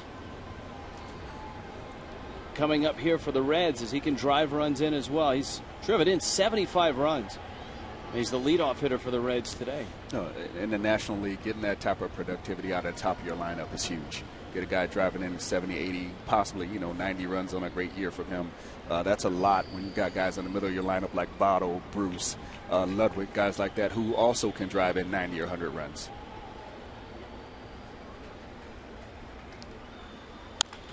Right back to the mound. Got one there. Got two there. Nice job by Bell. He didn't hesitate. He turned, hit Reyes, and his feed to first was on target. A 1-6-3 double play. To the bottom of the 10th, still 4-4.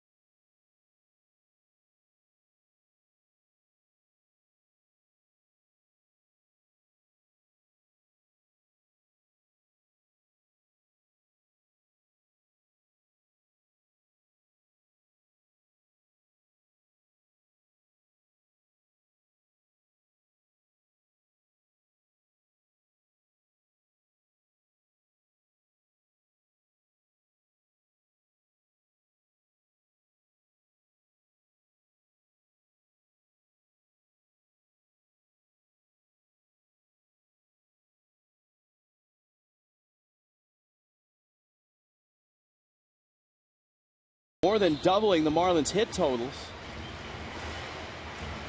Ozzie Guillen, Carlos Lee, Jose Reyes sharing a laugh. Sean Marshall out of the bullpen.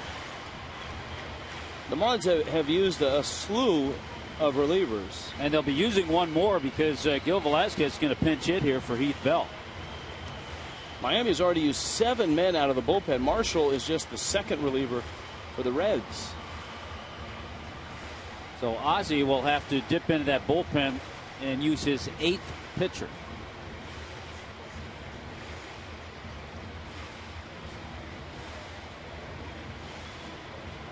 And then you look over on Dusty's bench. He's got 7 or 8 guys still available. And Ozzie has but one, Rob Brantley. Well, it's amazing. You look across baseball, and I do hope that the Rules Committee makes the adjustment with the September rosters. There are some teams that are playing games right now with 35, 36, 37 men rosters. I heard the Giants have 37 men on their roster. Yeah, it definitely puts the manager who's on a ball club that they don't bring up guys at a really big disadvantage, because those other teams who have those extra players can do a lot more matchup with bullpens at the end of the game. They can do a lot more double switches. They can do a lot more pinch hitting. So when you don't have extra players on your bench, you really kind of at the mercy of the game because you're forced to not make moves a lot of times. But to me, it's ridiculous that the sport, who plays 5 months under one set of rules, for the last month, the most crucial month, will change the rules of the game to where you can use not an unlimited amount of players, but almost an unlimited amount of players in the course of a ball game. They don't do that in football. They don't do it in basketball. They don't do it in hockey. Where it used to be, the only players that got called up, each team would call up 2 or 3 players that deserve to be called up as a reward for having a terrific minor league season. Instead of strategically calling up guys with good speed for pinch running, guys that were closers that could give you an inning or two, Velasquez strikes out. Yeah, I totally agree, and I think something's going to have to be done to put a stop with the teams that are bringing up so many guys. I like the idea that has been floated with the commissioner's blue ribbon panel in that, hey, you can call up 5, 6, 7 guys or whatever the number may be, but you can only turn in a lineup card that has 25 or 26 guys on it. Okay, so on any given day, there can only be so many active players. Right. Okay. And you have to catch to that, and I heard the argument of this, for that day, you can take off 4 of your starting pitchers. No. You can't do that. Okay. Can't do that. All right, so there has to be an addendum to that. Yeah, Mike Sosha, who's on that committee, pointed that out and said, when you change a rule, you have to make sure you go through every scenario that might occur. And he said one of the things that would have to happen if you did that was you have to list your 4 other starting pitchers as being on that roster. Zambrano in the bullpen.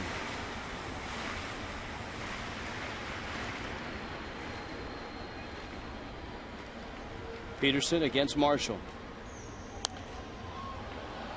Marshall a breaking ball, and it's fouled out of play. Logan Ondrusek.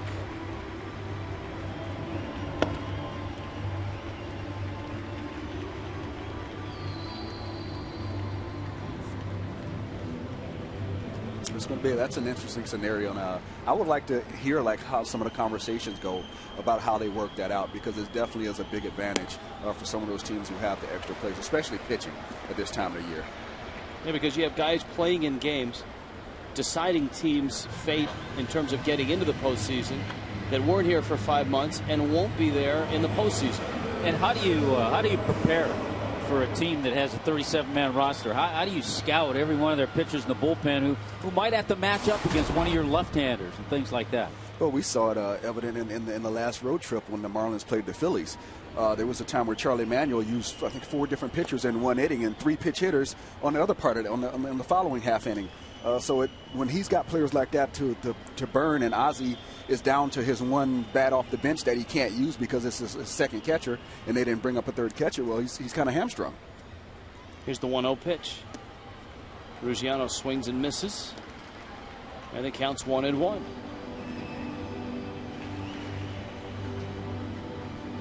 Outfield is as deep as you can play, maybe not only in this ballpark, but in all of baseball. They are way back there. There's some ballparks that right fielder is on the fence right now. That's a good point.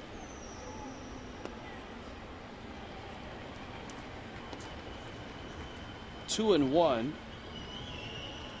So Dusty leaving Marshall in there to face Ruggiano. 2 outs and nobody aboard. If there were a runner in scoring position, you suspect that you might see Ondrusek in here. Ruggiano has hit lefties very well this year. Wow, that was a pretty good looking pitch. Home plate umpire Alfonso Marquez didn't think so. Look at that. That was right down the middle of the plate. He blinked or hiccup. He might have got a rogue hiccup like I did. Here's the 3-1 pitch. Marshall's the kind of guy, too. He has such confidence in that big curveball that 3-2, you're really not sure what you're going to see. You can see either the fastball or that big curveball. Yeah, you don't like pitchers like that where the count doesn't eliminate a pitch. Those are guys who give you trouble.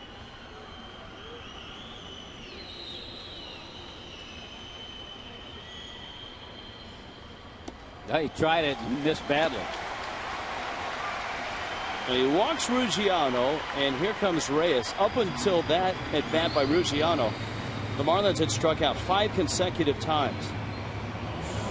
I've been waiting for this stat to get out there. You know, every once in a while you write a note down and the scenario never happens. Jose Reyes in extra inning games this year is 5 for 9. A single, a double, 2 triples, and a home run. That's getting it done late right there. So here he is.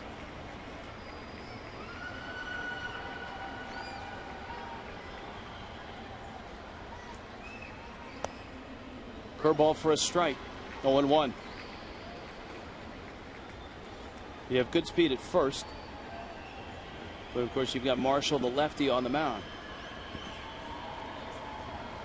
Well, there's some lefties that are actually easier to steal off than right-handers. You know, a lot of guys go through their whole career just because they're left-handed. Not many people have run on them until they get to the major leagues. And major league base runners, just because you're left-handed and you look at them, it doesn't deter them, because a lot of times their first movement tells you whether they're going home or not. Reyes fouls it back. Remember that Philly lead we were talking about? Houston just put 4 on the board in the bottom of the 7th inning. Wow. And they lead the Phillies 7-4. How agonizing must that be for Philly fans right now? Matt Dominguez has driven in 2. Justin Maxwell has driven in 2. Bastardo and Almont have given up runs. Yeah, I saw that Almont kid pitching that Philly series. And he looks funky, doesn't he? He throws mid-90s from 3/4, and he's got a great changeup. And is tall and is right-handed. Yeah, he got the full package.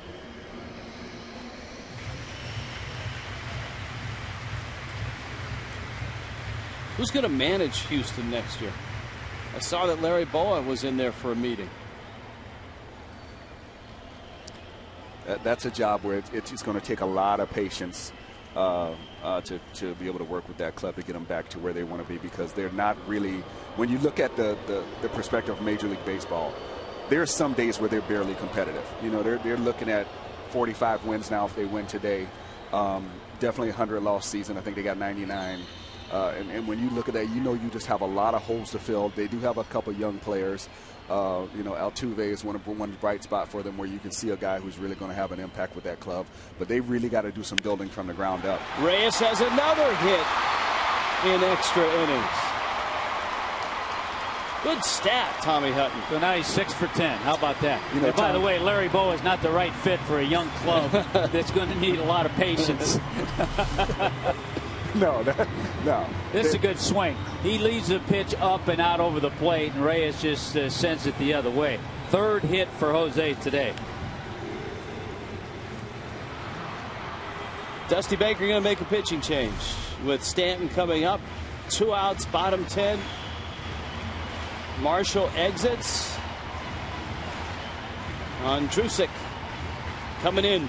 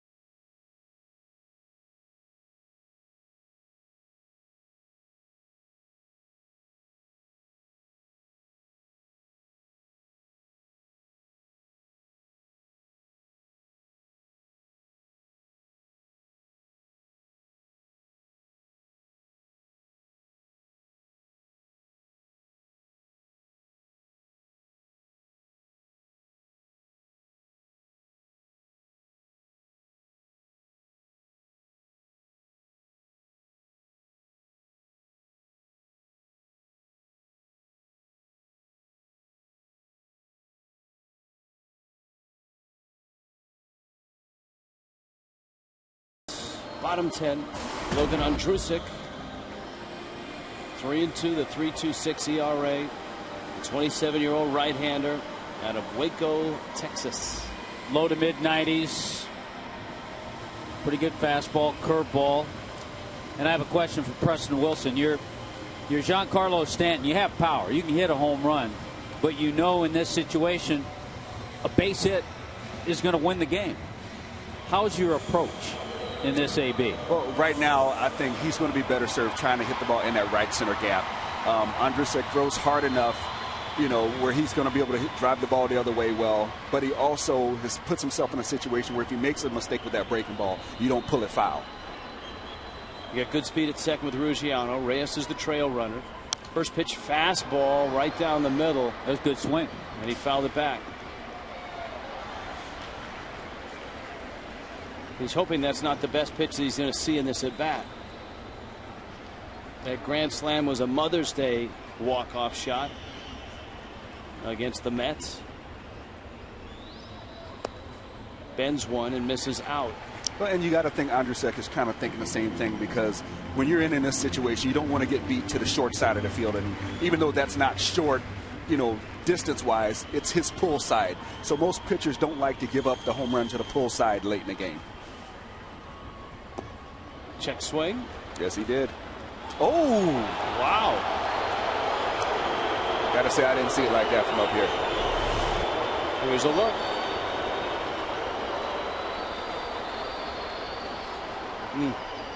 Boy, you really have to regroup as a hitter now, too, with the count 1 and 2.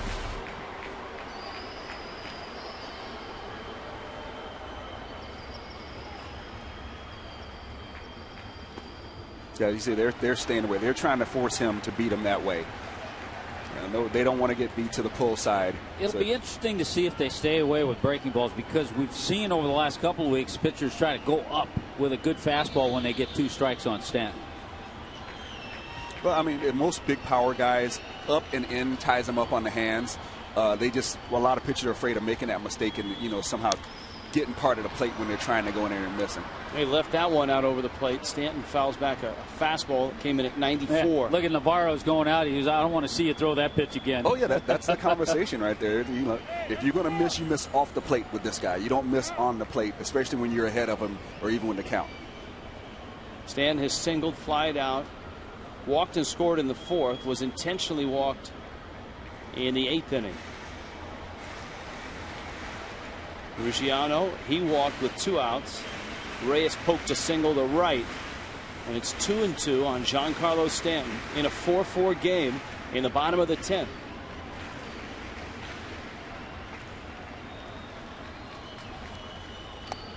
Breaking ball got him. Stanton swings and misses, and Andrusek finishes the 10th. Bring on the 11th.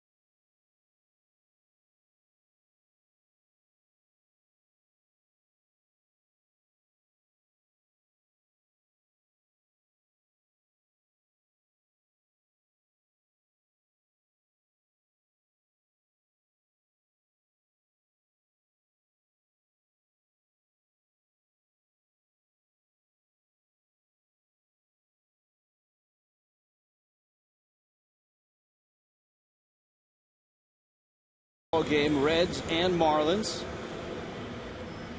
How did these two teams arrive in the 11th? Well, Heath Bell got himself a 1-6-3 double play at the Dunkin' Donuts save of the game.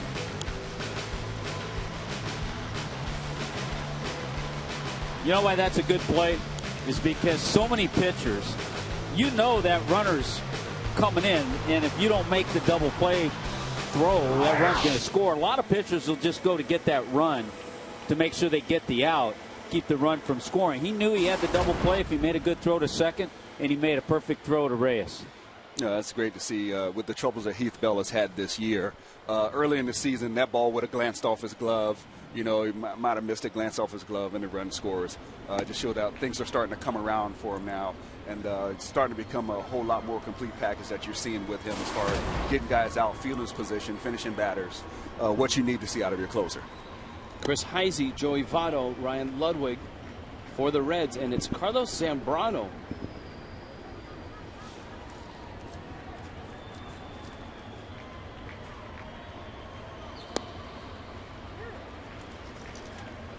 Fastball, a strike.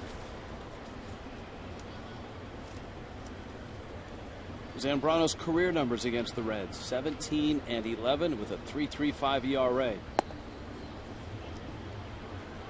And I think his numbers in Cincinnati are pretty darn good. There were a couple of Central ball clubs in the National League where Zambrano had a lot of success in that city. That's a crack staff question. Heisey in the center field. And here comes Votto. Zambrano is the eighth reliever for the Marlins. Wow. Ninth pitcher overall.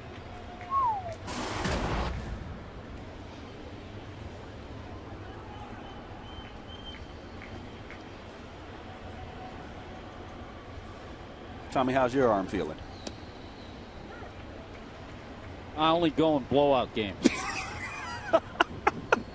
Mop up duty only. Don't put me in there when it's on the line, coach. No, Hutt did throw in a blowout game. Gave up a home run to Keith Hernandez. Struck out Leon Durham. You struck out Bull? Yeah. Wow. Tom Kohler still standing down there in the pen. Well, you'd love to see Zambrano give you some nice innings because you know Carlos Zambrano can give you more than one inning. Yeah, you don't have to pinch hit for him, too. He can swing the bat. But you also need him to get outs before that happens. Yeah, falling behind the first two hitters is not a good way to come into this situation. Chris Hatcher and Kohler, the last two standing in the bullpen. Never did Reed Cornelius think it would be such an empty bullpen down there. No, usually things are just picking up down there by the Clevelander. They've run out of paint in the Clevelander. Here's the 3-1. That's why the bullpen's empty.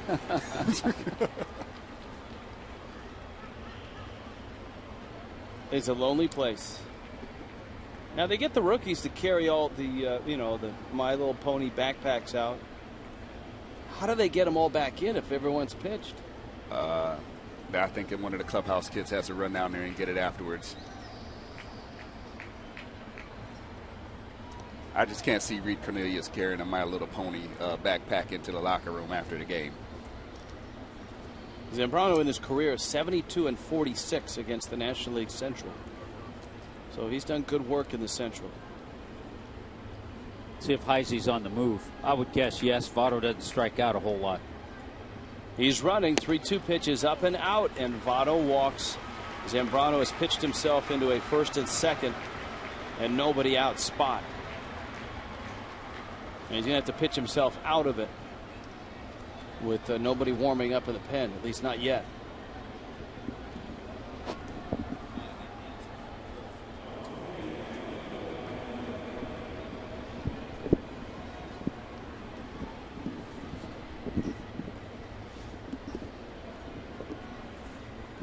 Now Ludwig.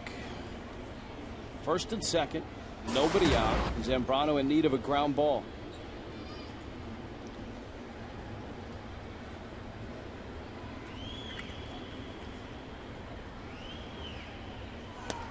And that almost hit him. Yikes. And now the Marlins bullpen is active. I think Ozzie Guillen doesn't like what he sees. Single by Heisey, a walk to Votto. He almost hits Ludwig.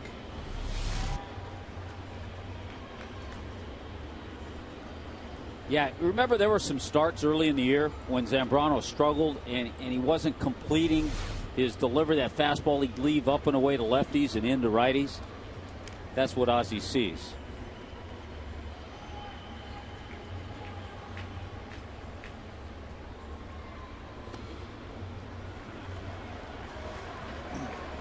A breaking ball that misses, and now it's 2-0.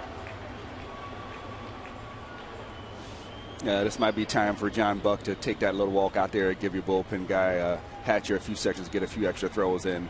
You know, kind of slow it down a little bit, give him a little more time to get ready.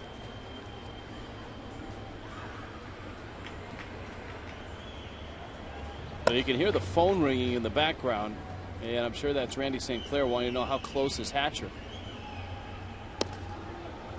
And that's a generous strike. And it's 2-1.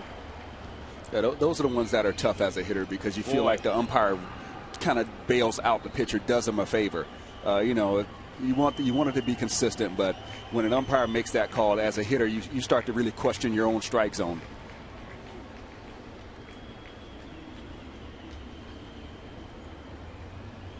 Here's the 2-1. There's the ground ball, but it's going to get through into left field. Round third. Here comes Heisey, and he is going to score. And the Reds take a 5-4 lead. Single walk, single. That's what the Reds have done against Zambrano here in the 11th. Big day for Ludwig, his third base hit. And you're right, he got the ground ball, but just out of the reach of Jose Reyes. It's just tough when you're facing major league hitters, especially guys that hit in the middle lineup and you're behind in the count and you're forced to throw fastballs because you've been missing with your breaking balls. It really puts you in a bad spot. And big time hitters, they start licking their lips when they see that coming because they know they're getting something to jump on. Reds have 17 base hits today. I did find the numbers for Zambrano in Cincinnati. 16 career starts, 10-3. With an ERA in right around 3.35. It's like Tom Glavine had an incredible run at Riverfront Stadium in Cincinnati.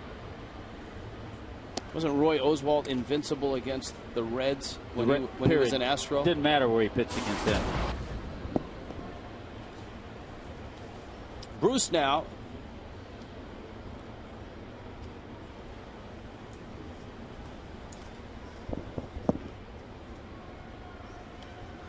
The count's 1-0. Zambrano trying to get it together. Marlins are in all likelihood going to see Jonathan Broxton in the bottom of the 11th unless the Reds crack it open. Bruce goes after a high fastball and misses. There's the big man Broxton.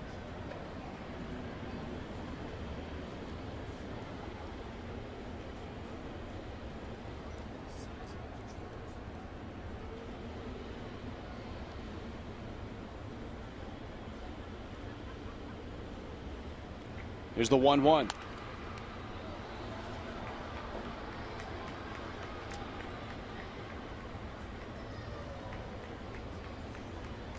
The Marlins still have not had the lead in this ball game.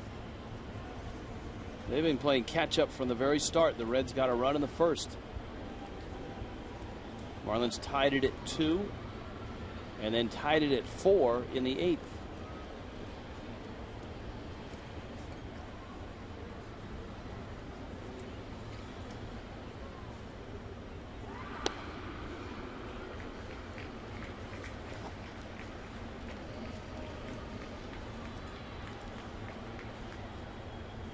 Ozzie Guillen trying to decide what to do here.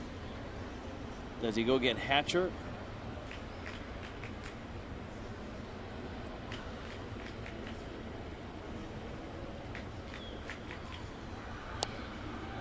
Misses out with a breaking ball.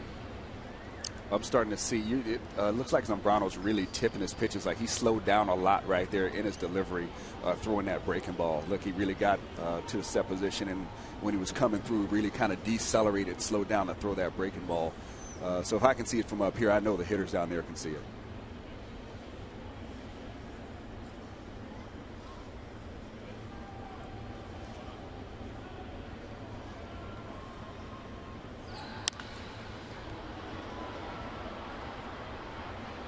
Stanton under it and makes the catch. Oftentimes when teams will pick stuff up like that, it's a collaborative effort on the bench.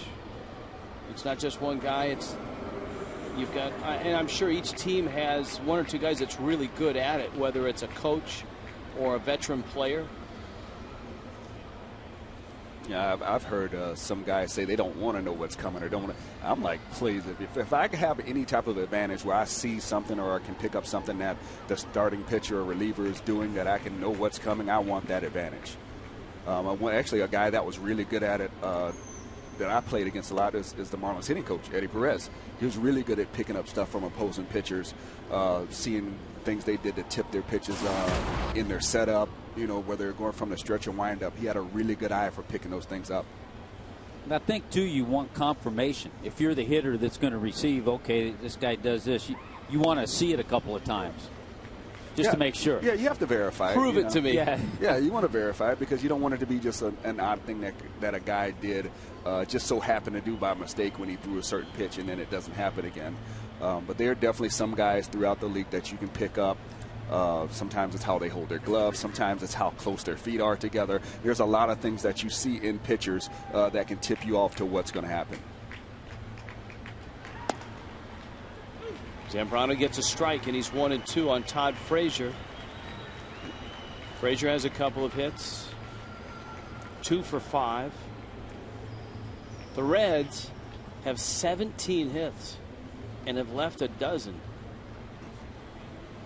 You know, things like that, there's also tough for a young ball club because they don't have the veteran guys on the bench who've seen that much baseball, who've seen that many different pitchers to be able to have those keys in their head for when it jumps out at them, they can share with the other team. When you got a team like the Marlins, you got a whole bunch of guys that are just basically trying to get through the game because they're so young and so green.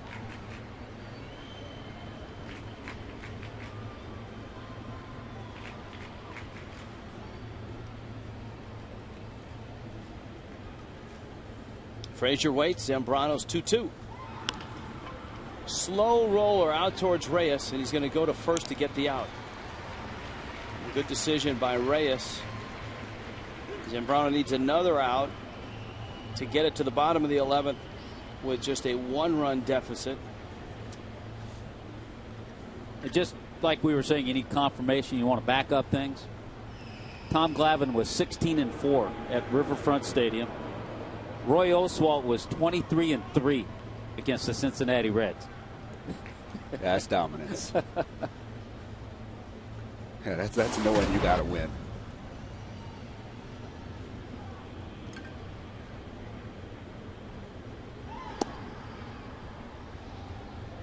Now Navarro was a star early in the game, 3 hits to open his day, and he's 3 for 5 now.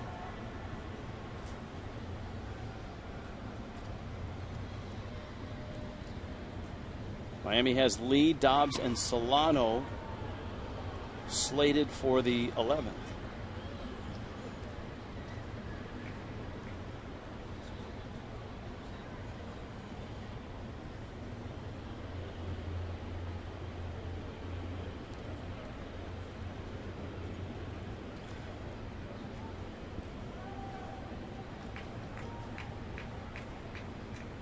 Zambrano's 2-0 on the Reds catcher, who pulls one foul. The Reds with a chance to crack it open here. Runners at second and third with 2 outs. Good 2-0 off-speed pitch right there by Zambrano. Got first base open. knows Navarro is swinging the bat very well today. Wasn't just going to give in with a fastball right there.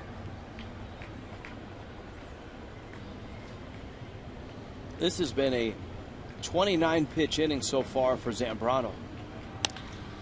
Up the middle, Solano backhand, sets himself and makes the play. And Zambrano gives up the early run, but hangs on from there. The Marlins still have their work cut out for them. Down a run, going to the bottom of the 11th.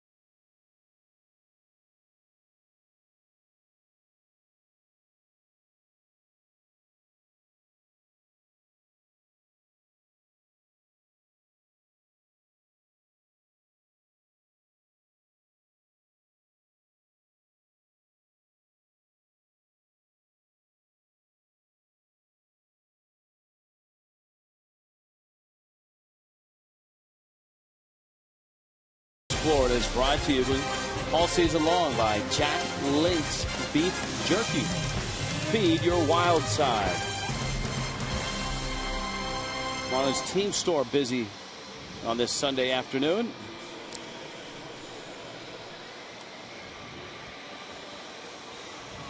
Jonathan Broxton was a trading deadline deal coming over from Kansas City. He had 23 saves with the Royals. Of course, the Reds weren't thinking of using him as a closer, but they figured slot him in front of Aroldis Chapman, and you really have a nice setup guy. But with Chapman down for a while, Broxton is into that role as a closer. He is a big man. It is safe to say he's a big man. He's 6'4", right around 300 pounds. Well, heavy sinking fastball and slider. Well, we're not giving up too much here with Carlos Lee at the plate. I mean, this is like a battle of the mastodons right here going on. Lee swings and misses at a breaking ball. There's Drew Stubbs. He comes into the ball game in center field. Chris Heisey moves over from center to left. And Ryan Ludwig comes out of the ball game. Stubbs is in the 9 spot. Broxton is in the cleanup spot. Lee trying to get on base.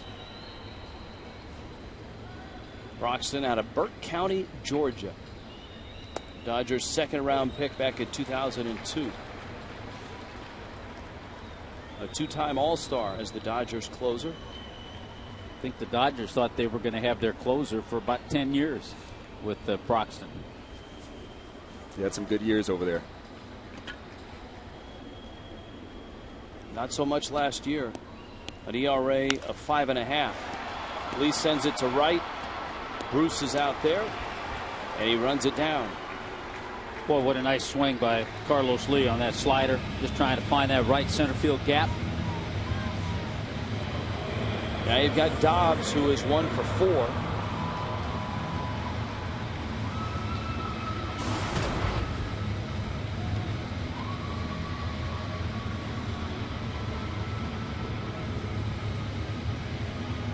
Marlins and Reds stretching into the bottom of the 11th. The Yankees have won. They beat the Rays 6-4. Baltimore and Oakland now in the top of the 4th, and Baltimore is on top 3-2 in that ball game. Brewers shut out the Mets 3-0. White Sox beat the Twins 9-2. The Tigers are trailing the Indians 5-3 in the 6th. The Tigers a game behind the White Sox. Now with that White Sox win, it's a game and a half.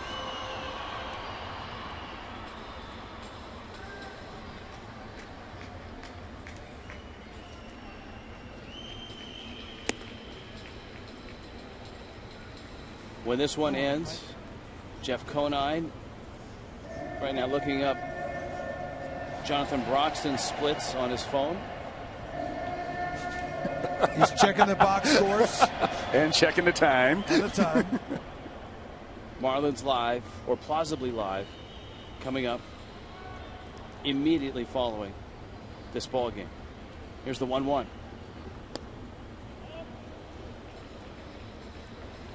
And it's out. The Phillies are a run shy now of Houston in the bottom of the 8th in Houston, 7-6. Astros. The Pirates, oh my goodness.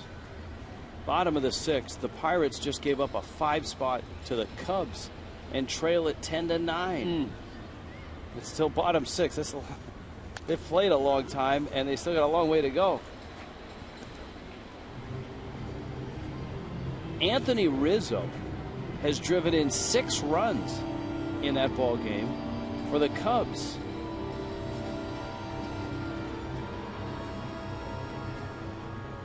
Rizzo out of Parkland. Couple of home runs, has 14 now, has his average over 300. One of those home runs, a grand slam.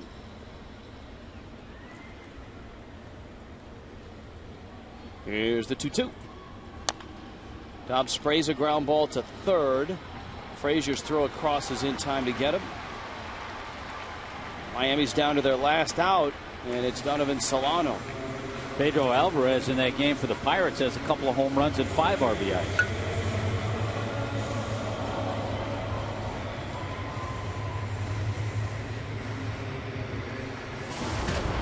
Well, if they say July and August are considered the dog days of summer, well, what is September, Tommy? Depends on where you're. Yeah, it depends. Well, all these call-ups that teams are starting to do, I think September's becoming the dog days.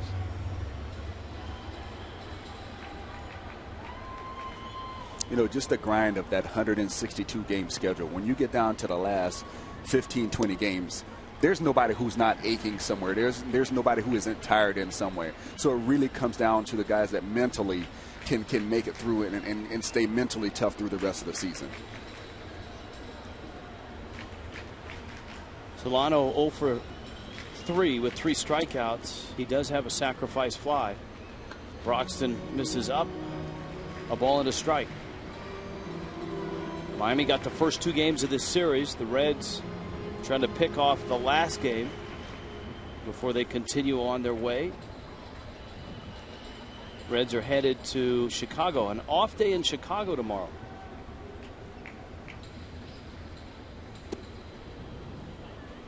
If you're going to have an off day this late in the season, you might as well have it in Chicago. That's a nice place. Great city. Everything is really close. Lots of great restaurants.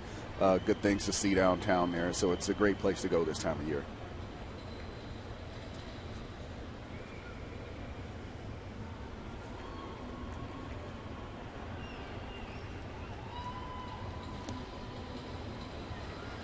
Broxton bounces one up there. And he's gone 3-1. John Buck is on deck. The Marlins are down to Rob Brantley as their last extra position player. And you see Brantley's got a bat. And you wonder if Solano gets on, if the Marlins would pinch hit for Buck with Brantley.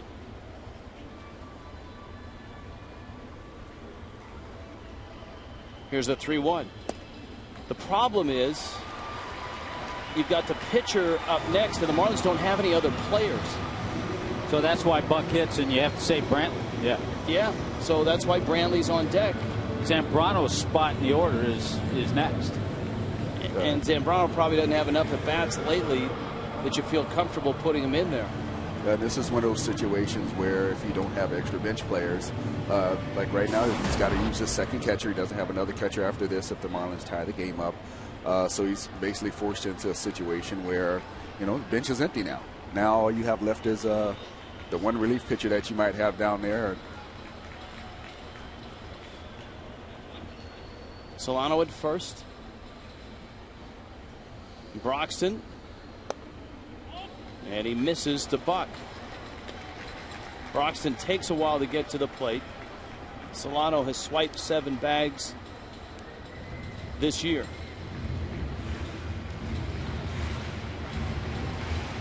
The outfield is extremely deep, especially Heisey in left.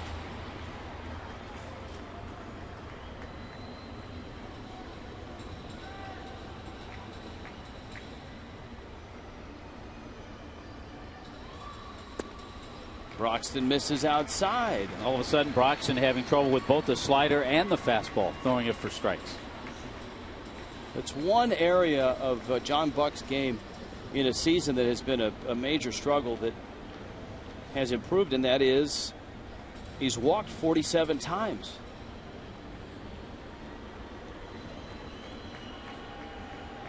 His on-base percentage is over 100 points better than his batting average.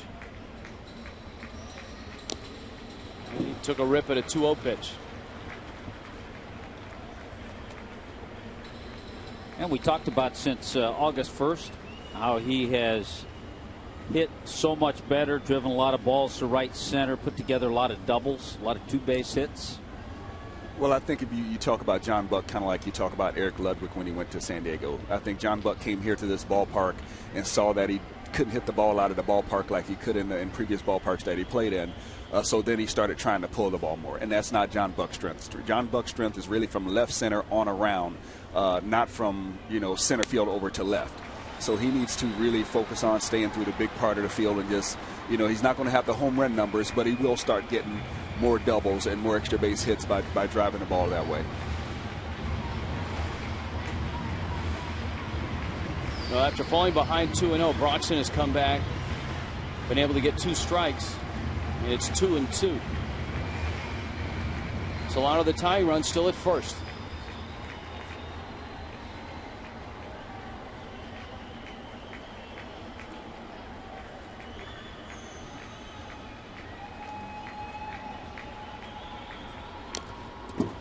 Buck just gets a piece of a 95-mile-an-hour fastball.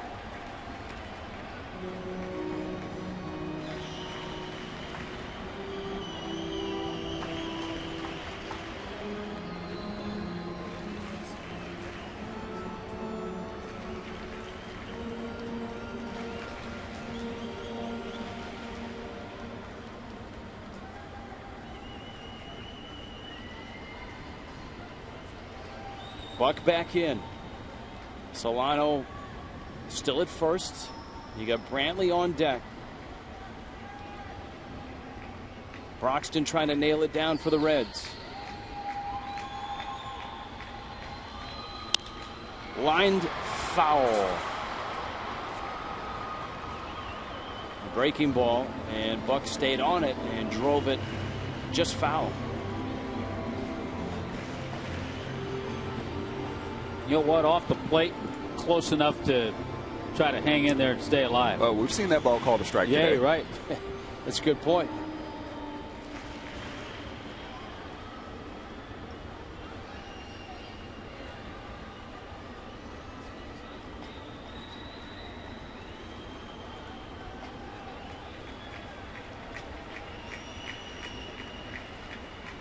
We'll do it again. They count 2-2. Miami down to their last strike. The tying run at first.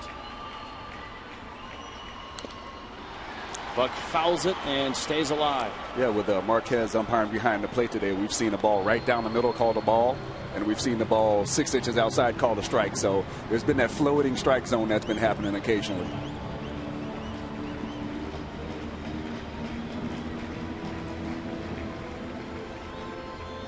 Dusty Baker, Ozzie Guillen.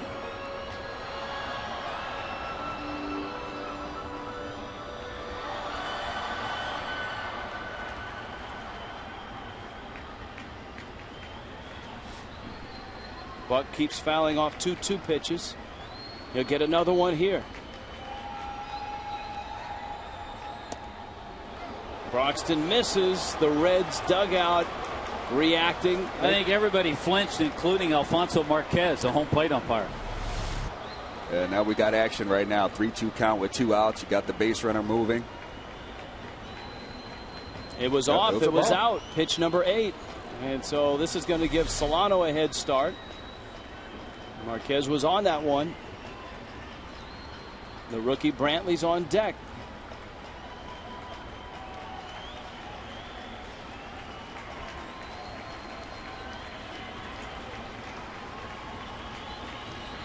Even with the no doubles defense, and the Reds are playing so deep that if Buck just bloops one into the outfield, he's almost guaranteed of a hit.